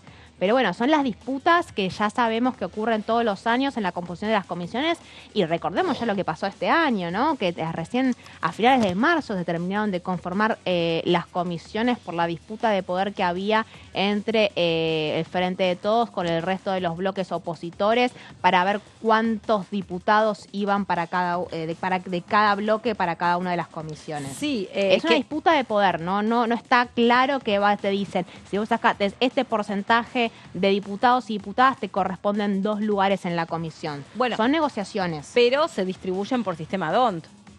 Se distribuyen por sistema DONT, pero muchas veces depende, por ejemplo, a quién se le decide que va a ser la presidencia. ¿A quién se le decide? ¿A quién se le da la presidencia? La presidencia de una comisión es quien se encarga de convocar y a que se reúnan las comisiones. Si el presidente de la Libertad avanza y deciden no convocar nunca a la comisión de DNU, no se va a reunir nunca y los decretos van a correr de por vida. No, pero yo hablo del resto de las comisiones. Todo es igual. No, espérate, pero déjame terminar. Yo lo que quiero decir es esto. A vos te puede pasar, porque de la Libertad Avanza vos tenés 38 diputados. Te puede pasar que haya muchas comisiones donde la Libertad Avanza no tenga presencia. Te puede pasar.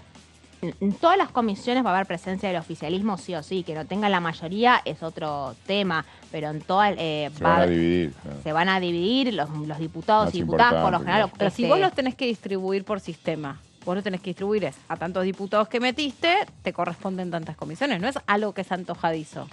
Por lo general, o sea, hay una parte que hay una voluntad institucional de que va a tener que haber un diputado del oficialismo en cada una de las comisiones. Bueno, entonces eso es otra cosa. Incluso hubo reuniones la semana pasada, se vio muy claramente en el caso del Senado de la Nación. Todavía falta esa reunión que esperamos que sea entre hoy y mañana entre Cecilia Moró y Martín Menem. La semana pasada en el Senado de la Nación hubo una reunión entre Victoria Villarruel y José Mayans, que es el presidente del interbloque oficialista, para conversar respecto a esto mismo, porque es más difícil en el Senado. En el Senado hay solo 7 senadores de Libertad Avanza y hubo una discusión de buscar una manera de que al menos en cada una de las comisiones haya algunos de los senadores del oficialismo. Claro, sobre todo porque hay comisiones que uno ya sabe que son de extrema sensibilidad política. Una de ellas es presupuesto y Hacienda. Presupuesto y Hacienda le tiene que quedar al oficialismo. Sí, claro. Y la presidencia le tiene que quedar al oficialismo también. Claro. Presupuesto siempre presidencia del oficialismo porque gran parte de las políticas casi todas las leyes pasan por esa comisión. Exactamente. Y también ellos tienen que terminar de ver si prorrogan el presupuesto o si se vuelven a sentar a crear uno. Yo creo que, digamos, solamente por lo que entiendo a lo largo de todo este tiempo, es una comisión de extrema sensibilidad, es como la comisión de presupuesto y Hacienda es como arquitectónicamente una de las más importantes para poder asegurarte gobernabilidad. Absolutamente. Así que bueno, en este caso, esta comisión viene siendo de Unión por la Patria, de Carlos Heller, o la preside Carlos Heller, pero también había mucha presencia de Unión por la Patria. Creo que tienen mayoría por 1 o por 2 diputados, presupuesto y Hacienda. Tiene la mayoría con aliados. Con Sartori. Con Sartori y con los misioneros. Que así es como por lo general han conseguido dictaminar gran parte de las iniciativas. A mí lo que me interesaba de plantear, porque la pregunta es, bueno, ¿se puede gobernar o no se puede gobernar a través de DNU? Después de todas estas objeciones que planteamos, de, bueno, cómo va a estar compuesta la bicameral de trámite legislativo, cuáles son los temas que están prohibidos según la propia Constitución Nacional, la especie de vacío legal que se abre de alguna manera entre el momento que se publica en el boletín oficial hasta el momento que efectivamente la Cámara la rechaza o la aprueba, que el hecho que siga vigente y que de vuelta todas estas discusiones están siendo motivo de conversación en gran parte de los bloques legislativos hoy en la Cámara de Diputados. Está el tema de la judicialización. Vos hablás con algunos constitucionalistas y ¿qué te dicen? Está bien, vos podés hacer lo que quieras, ahora abrís la puerta a una judicialización y que haya un juez y que después finalmente la Corte Suprema intervenga y te termine declarando que tu decreto es inconstitucional. Y ya hay 2 experiencias previas. La Corte no suele intervenir, pero así lo hizo en 2 ocasiones. Vamos a la próxima placa. Ya hace varios años, pero con lo cual buscó sentar jurisprudencia respecto a cómo se utilizaba el mecanismo de los decretos de necesidad de urgencia. Son dos casos. Uno es el caso de consumidores argentinos que salió el fallo en el 2010, era a raíz de una organización de consumidores que pide la derogación de un decreto que había salido en el 2002 que modificaba la ley de entidades de seguros, perjudicando en ese caso puntualmente a muchos de los consumidores. 8 años después, son los tiempos de la Corte, 8 años después termina interviniendo la Corte Suprema de Justicia y establece que las facultades para dictar un decreto de necesidad y urgencia son admitidas en condiciones de rigurosa excepcionalidad para limitar y no para ampliar el sistema presidencialista de gobierno. Hay una bajada de línea muy clara de parte de la Corte Suprema en el sentido de que los decretos de necesidad y urgencia tienen que utilizarse para circunstancias excepcionales y no para cuando el oficialismo de turno no cuenta la mayoría. Y puntualmente en este caso aclara que cuando sale este decreto de necesidad y urgencia no había necesidad ni de urgencia. Con este fallo, que fue un fallo muy importante de parte de la Corte Suprema, lo que buscan es consolidar lo que había sido un fallo más chiquito que habían sacado en el 99, que es el famoso caso Berrocchi, que también piden que en su momento había sido en el 96, habían pedido una derogación de un decreto que derogaba la ley 18.017 de asignaciones familiares, la eliminaba y la Corte Suprema de Justicia, 3 años después, falla en el mismo sentido que después va a establecer en el 2010, que no se puede utilizar el decreto de necesidad de urgencia como una herramienta a piacere cuando el presidente quiere sacar las leyes de manera más rápido. Tiene que haber casos concretos de excepcionalidad para poder ser sancionados. Entonces, también hay otro contrapeso constitucional en materia de cuál fue la jurisprudencia previa de la Corte Suprema de Justicia sobre cómo ha intervenido en los DNUs. De vuelta, esta es una discusión que va a ser eminentemente política y dependerá de las posibilidades que tenga, ¿no?, la Libertad Avanza o cualquier oficialismo que no pueda hacerse con la mayoría a la hora de las necesidades de poder gobernar. Bien, bueno, es interesante porque de esta manera queda bien claro, ¿no? El rol importante, trascendental que va a tener el Congreso de la Nación, por eso había tanta expectativa puesta en quién iba a ser la autoridad de la Cámara. Estamos hablando concretamente de la Cámara de Diputados porque, bueno, es el objeto de nuestro trabajo, de lo que nosotros venimos contando. Claro, bueno, sí, el canal ni hablar, pero exacto. La cobertura que atañe a nuestro trabajo es estrictamente de la Cámara de Diputados. Por eso acá va a ser muy interesante, bueno, ver primero, ¿no?, cómo digiere el PRO el hecho que la cosa esté medio cortada la onda entre Mauricio Macri y Patricia Bullrich. Hay que ver cómo se digiere y en qué se traduce. Lo que quedaba claro es que para muchos PRO o Juntos por el Cambio no era una buena decisión que la fórmula del PRO, Patricia Bullrich y Petri, formen parte del Poder Ejecutivo. Por eso es importante también determinar ahí quién va a ser la autoridad del partido. Sí. ¿Cuándo se define eso? Porque Patricia Bullrich antes de asumir, convocó elecciones en los primeros días de febrero. Hay que esperar febrero. Y hay algunos que ya proponen nuevamente a Mauricio Macri como titular del PRO. Wow. Esto de alguna manera Macri va a poder seguir siendo autoridad del PRO. ¿Y titular de un puesto de la FIFA? No sé, hay que ver qué lo que dicen los hinchas de Boca. No, hay que esperar también las elecciones en... Ay, no, esto es tremendo. Te digo una cosa, yo no doy abasto. O sea, yo a veces pido que pare un segundito el frenesí, pero no se puede. Sí, va a ser un verano agitado en muchísimos sentidos, ese es solo otro. Y después acá tendremos sesiones extraordinarias y estaremos minuto a minuto siguiendo qué es lo que sucede con el plan de gobierno, fundamentalmente el plan económico del presidente electo que asume ya este domingo. Sí, hay que ver, digamos, también esta cuestión que vos estabas señalando y detallando, Mary, que tiene que ver con cuánto va a ser utilizado los decretos de necesidad de urgencia. Hasta ahora lo que ha dicho Javier Milei es que va a convocar a sesiones extraordinarias a partir del 11. Ahora, si no tiene asegurado efectivamente lo que él plantea como una necesidad inminente y la emergencia económica que señala al partir de la consigna no hay plata, ¿cuánta posibilidad efectiva tiene de pasar estas discusiones por el Congreso? Y cuánto trabajará la Cámara Baja en función de un presidente que no cuenta con los votos necesarios para aprobar lo que él considera su proyecto político. Creo que en definitiva ese es el quid o quid de lo que se verá en los próximos días, ¿no?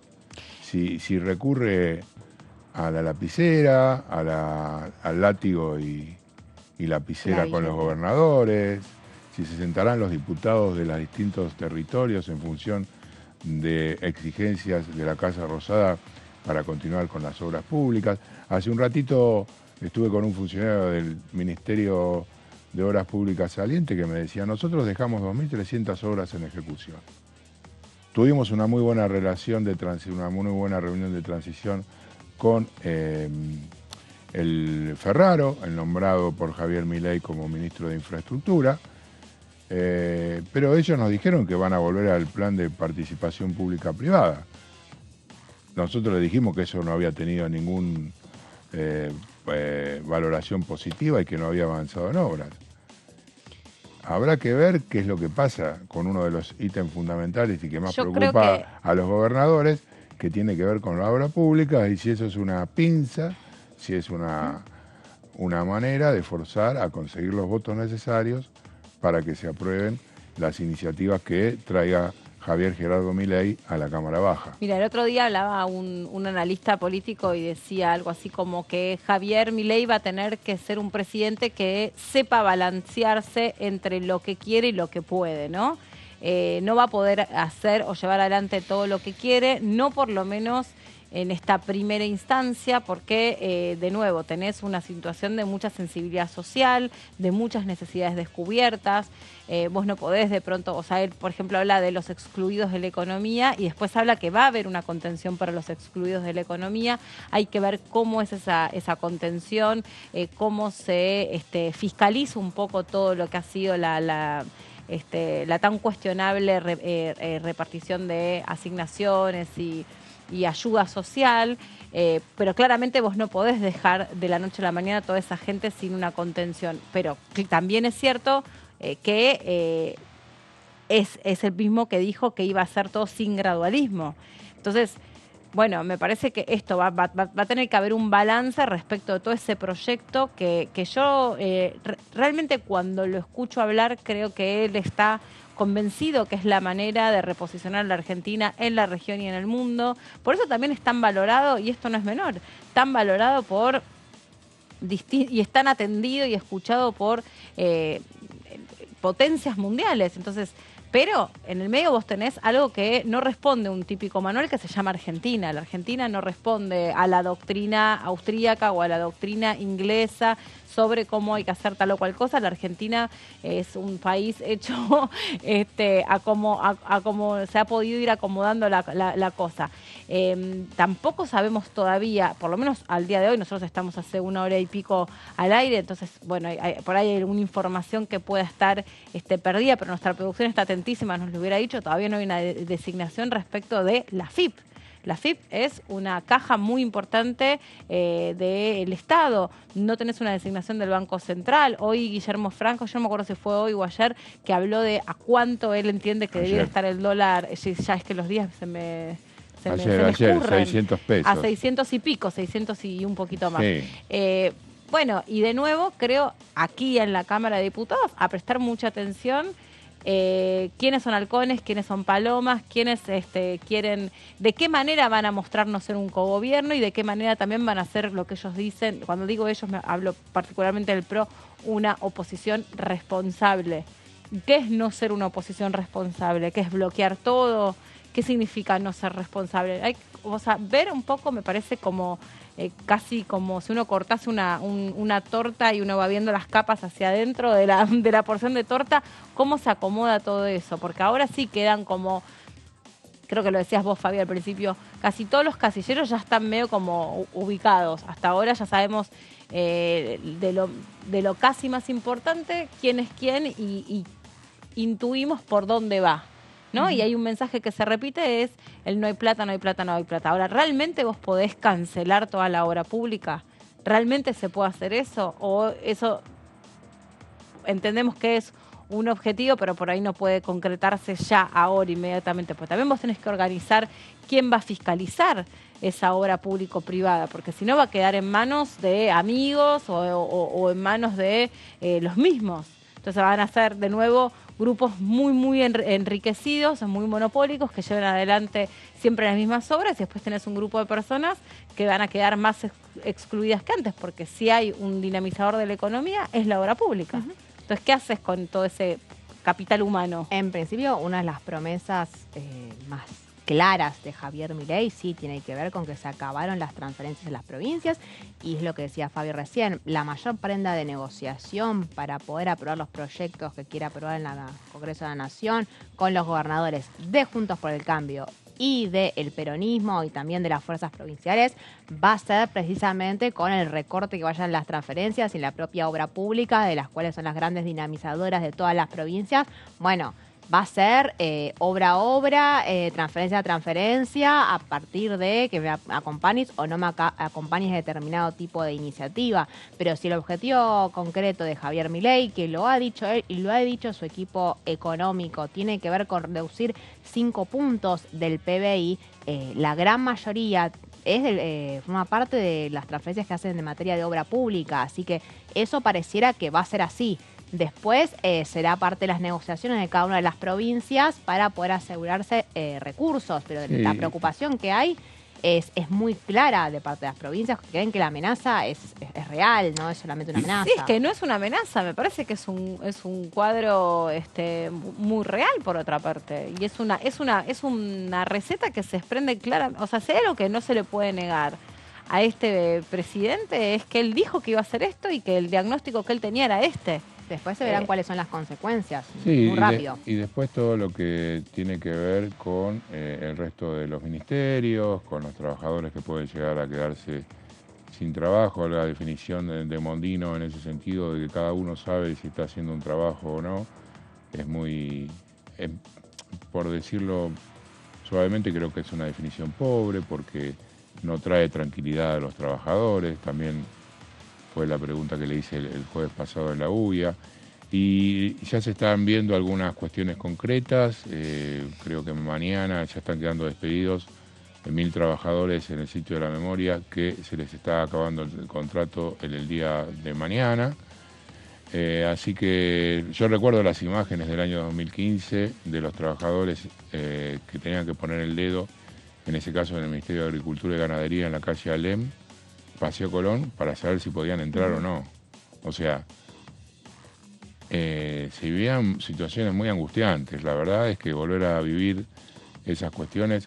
Y por otro lado, uno sabe que el gobierno de Alberto Fernández, si hizo algo a lo largo de la pandemia, fue, por un lado, subsanar el dinero que faltaba en las grandes empresas, Meli, y por otro lado, y asistirlas. Y por otro lado, lo que también se sabe es que ha habido beneficiarios de la renta que no obtuvieron los trabajadores a lo largo de los últimos 8 años. Así que creo que por ese lado también no es que no haya plata, sino que hay, pero hay definiciones políticas e ideológicas que hacen que no se vaya al lugar que tendría que haber seguido. No lo hizo Alberto Fernández, no creo que Milei haga una cosa diferente. Saludamos a nuestro próximo invitado.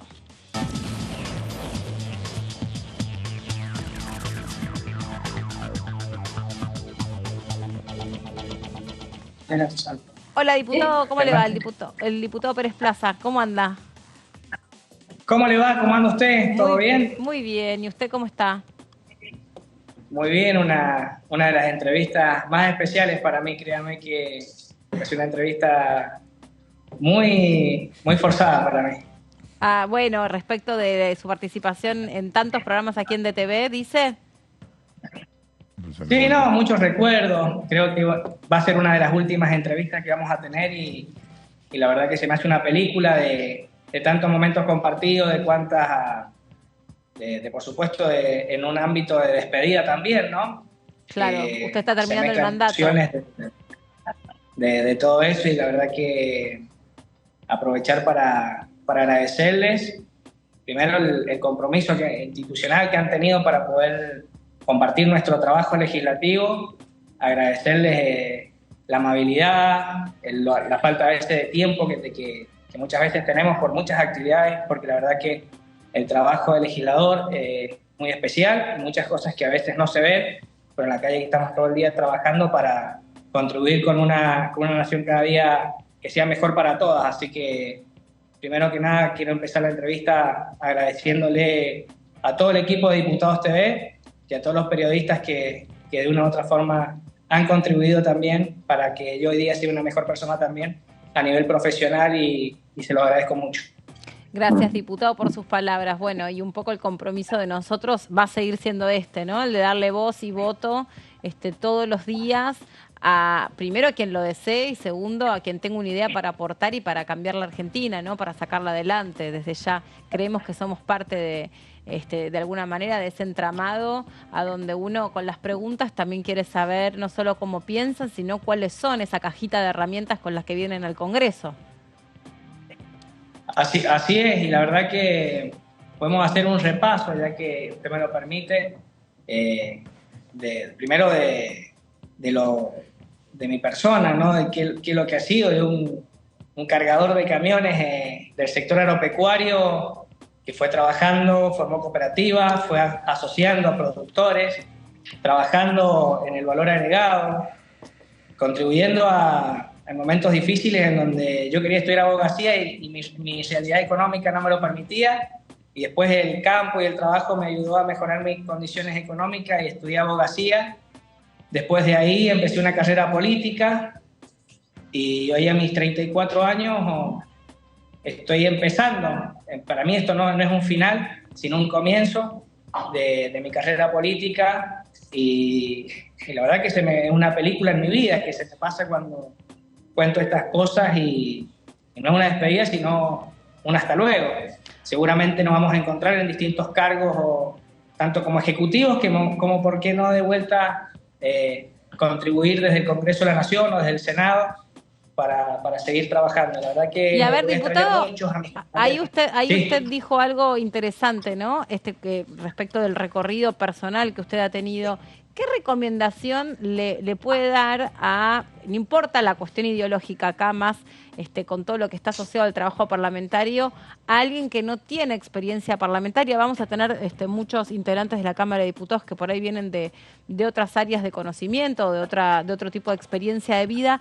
¿Cuál es la recomendación respecto a lo que usted, Eber Pérez Plaza, se imaginaba que ocurría dentro del Congreso y después esta experiencia a lo largo de estos 4 años? ¿Y qué recomendación le daría a un futuro parlamentario?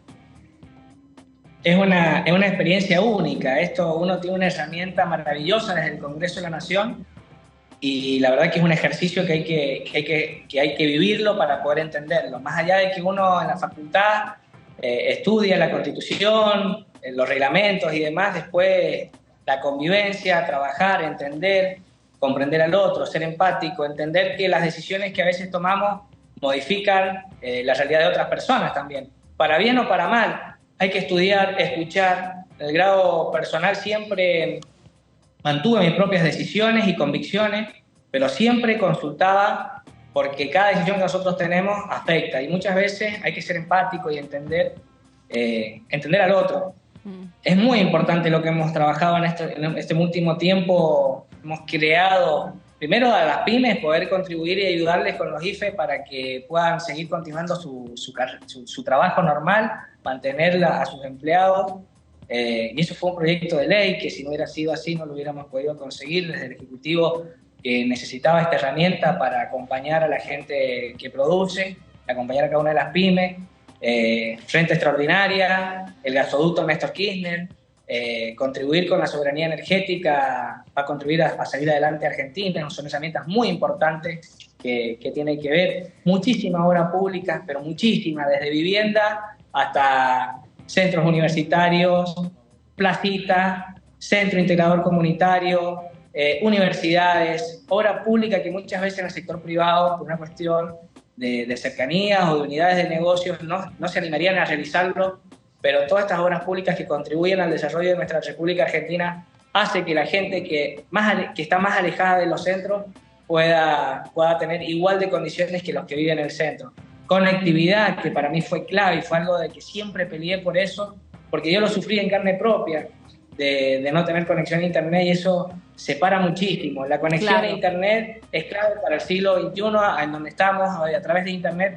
Hoy día podemos estar haciendo justamente esto que estamos realizando a 1.200 kilómetros de distancia, estar muy cerquitas y poder interpretar sin mayores dificultades al otro. Esto también nos permite trabajar no tan solo en un ámbito legislativo, sino que en ámbitos jurídicos, ámbitos que son herramientas que nos dejó la pandemia. Claro. Va a haber algo único y histórico, que fue un legislador que al ser uno de los más jóvenes del Congreso me tocó sesionar en momentos de pandemia. Eso también va a estar escrito en la historia. Juré bajo pandemia.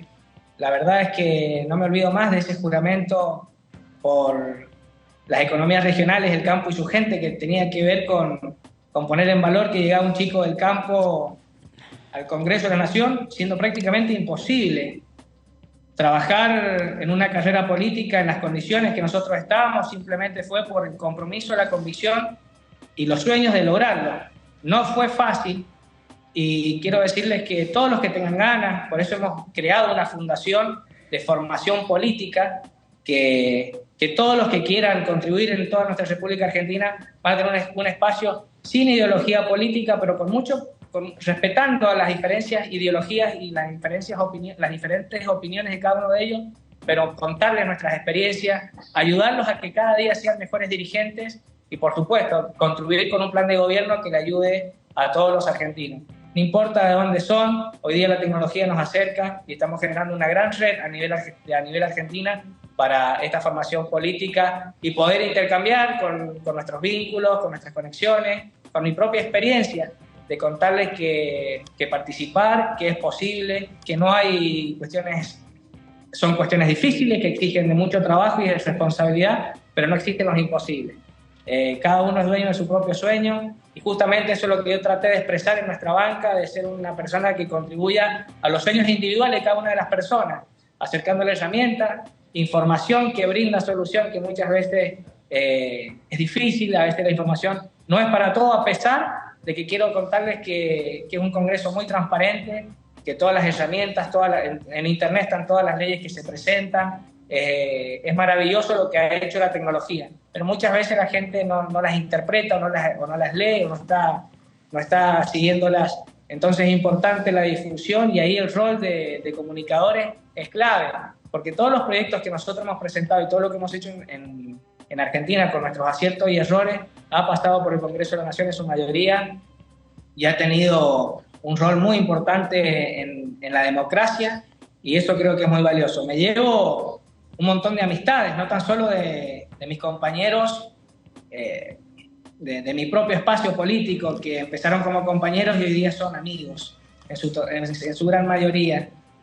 Agradecerles por el acompañamiento también, y también, por supuesto, a las personas que no pensábamos igual, pero que con mucho respeto aprendimos a convivir, y con gran parte de ellos también nos hemos hecho amigos, y saben que siempre voy a estar por contribuir con nuestra República Argentina, independientemente del lugar que nos toque ocupar.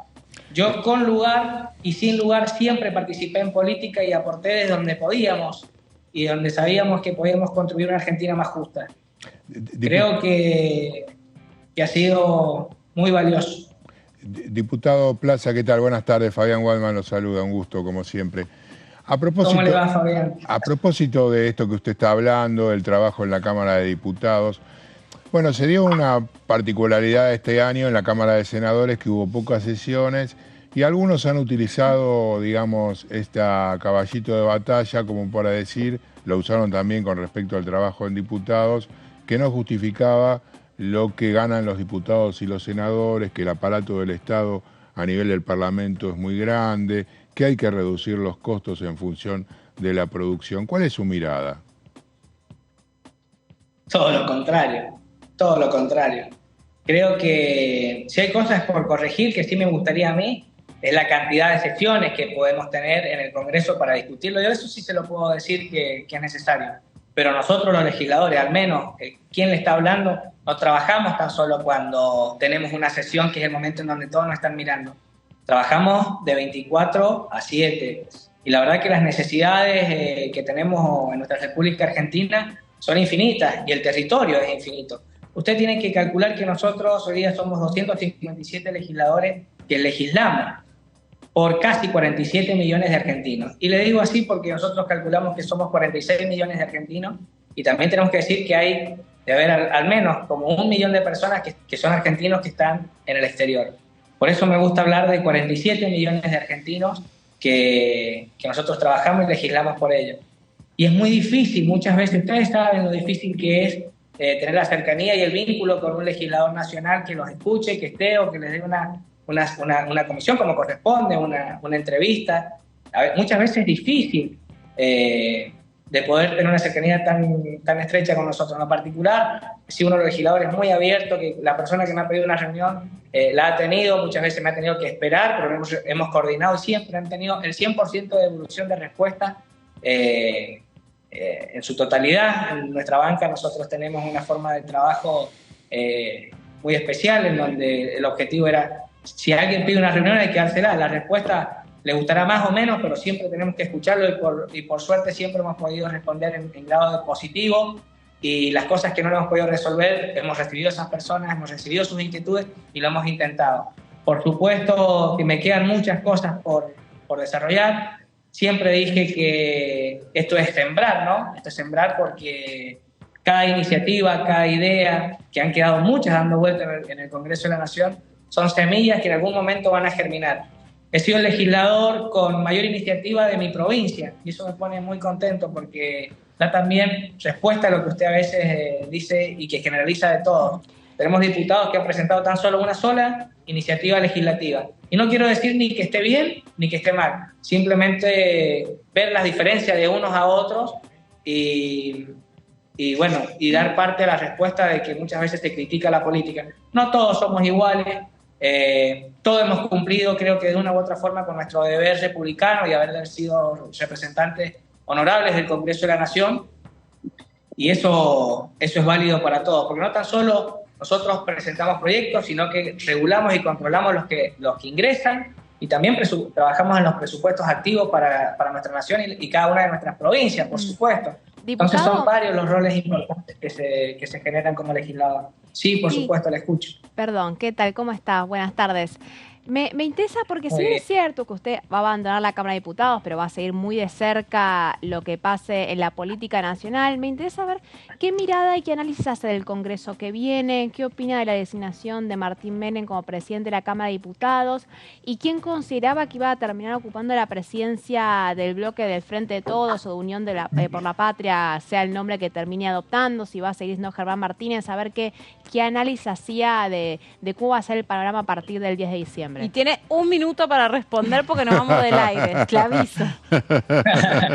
¿Cómo no? Mire, primero les deseo suerte a todos y que Dios los ilumine para que las decisiones que tomen sean por el bien de todos los argentinos. Segundo, es lo que le corresponde. Ganó Javier Milei y como corresponde tiene que poner una persona que se sienta confiado. Y con respecto a nuestro bloque, yo creo que Germán Martínez ha sido un excelente compañero, amigo y presidente de bloque, a la cual le agradezco un montón de cosas. Y la verdad que yo voy a acompañar siempre a nuestro bloque, independientemente del lugar que me toque ocupar, y vamos a estar para seguir contribuyendo. Creo que se viene un congreso especial, difícil, por las ideologías que tienen y por no saber escuchar al otro.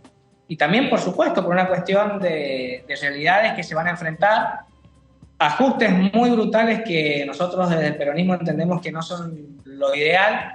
No comparto la idea de frenar la obra pública para nada, no comparto la idea de las privatizaciones para nada, todo lo contrario. Creo que Argentina tiene que salir con más trabajo, no con menos trabajo y achicando, porque si usted hoy día no le alcanza, se tiene que esforzar más para crecer. Si usted hoy día no le alcanza y en vez de trabajar más, trabaja menos o achica su economía, la verdad es que no va a salir de donde usted tiene que salir. Usted tiene que generar mayor actividad económica para reactivar a la República Argentina y de esa forma poder hacerle frente a sus deudas. Por supuesto que hay que enfrentarlas y hacerle frente y cumplir con ellas, cumplir con la palabra, porque lo más valioso que tenemos todos es nuestra palabra. Bien. Cumplir con el objetivo, con lo que nosotros decimos, que no hay mejor contrato que nuestra palabra. Y nada más que eso, desearle suerte, voy a seguir contribuyendo con los que no me necesiten, siempre voy a estar para sumar y guiarlos y orientarlos para que les vaya bien y que todos tengamos una buena gestión. Van a encontrar un diputado que siempre va a estar acompañándolos en lo que Dios pueda. Gracias, diputado. Acá también vamos a estar nosotros, siempre con las puertas abiertas del canal. Muy amable, que tenga buen día. Muchas gracias, buenos días. Hasta luego.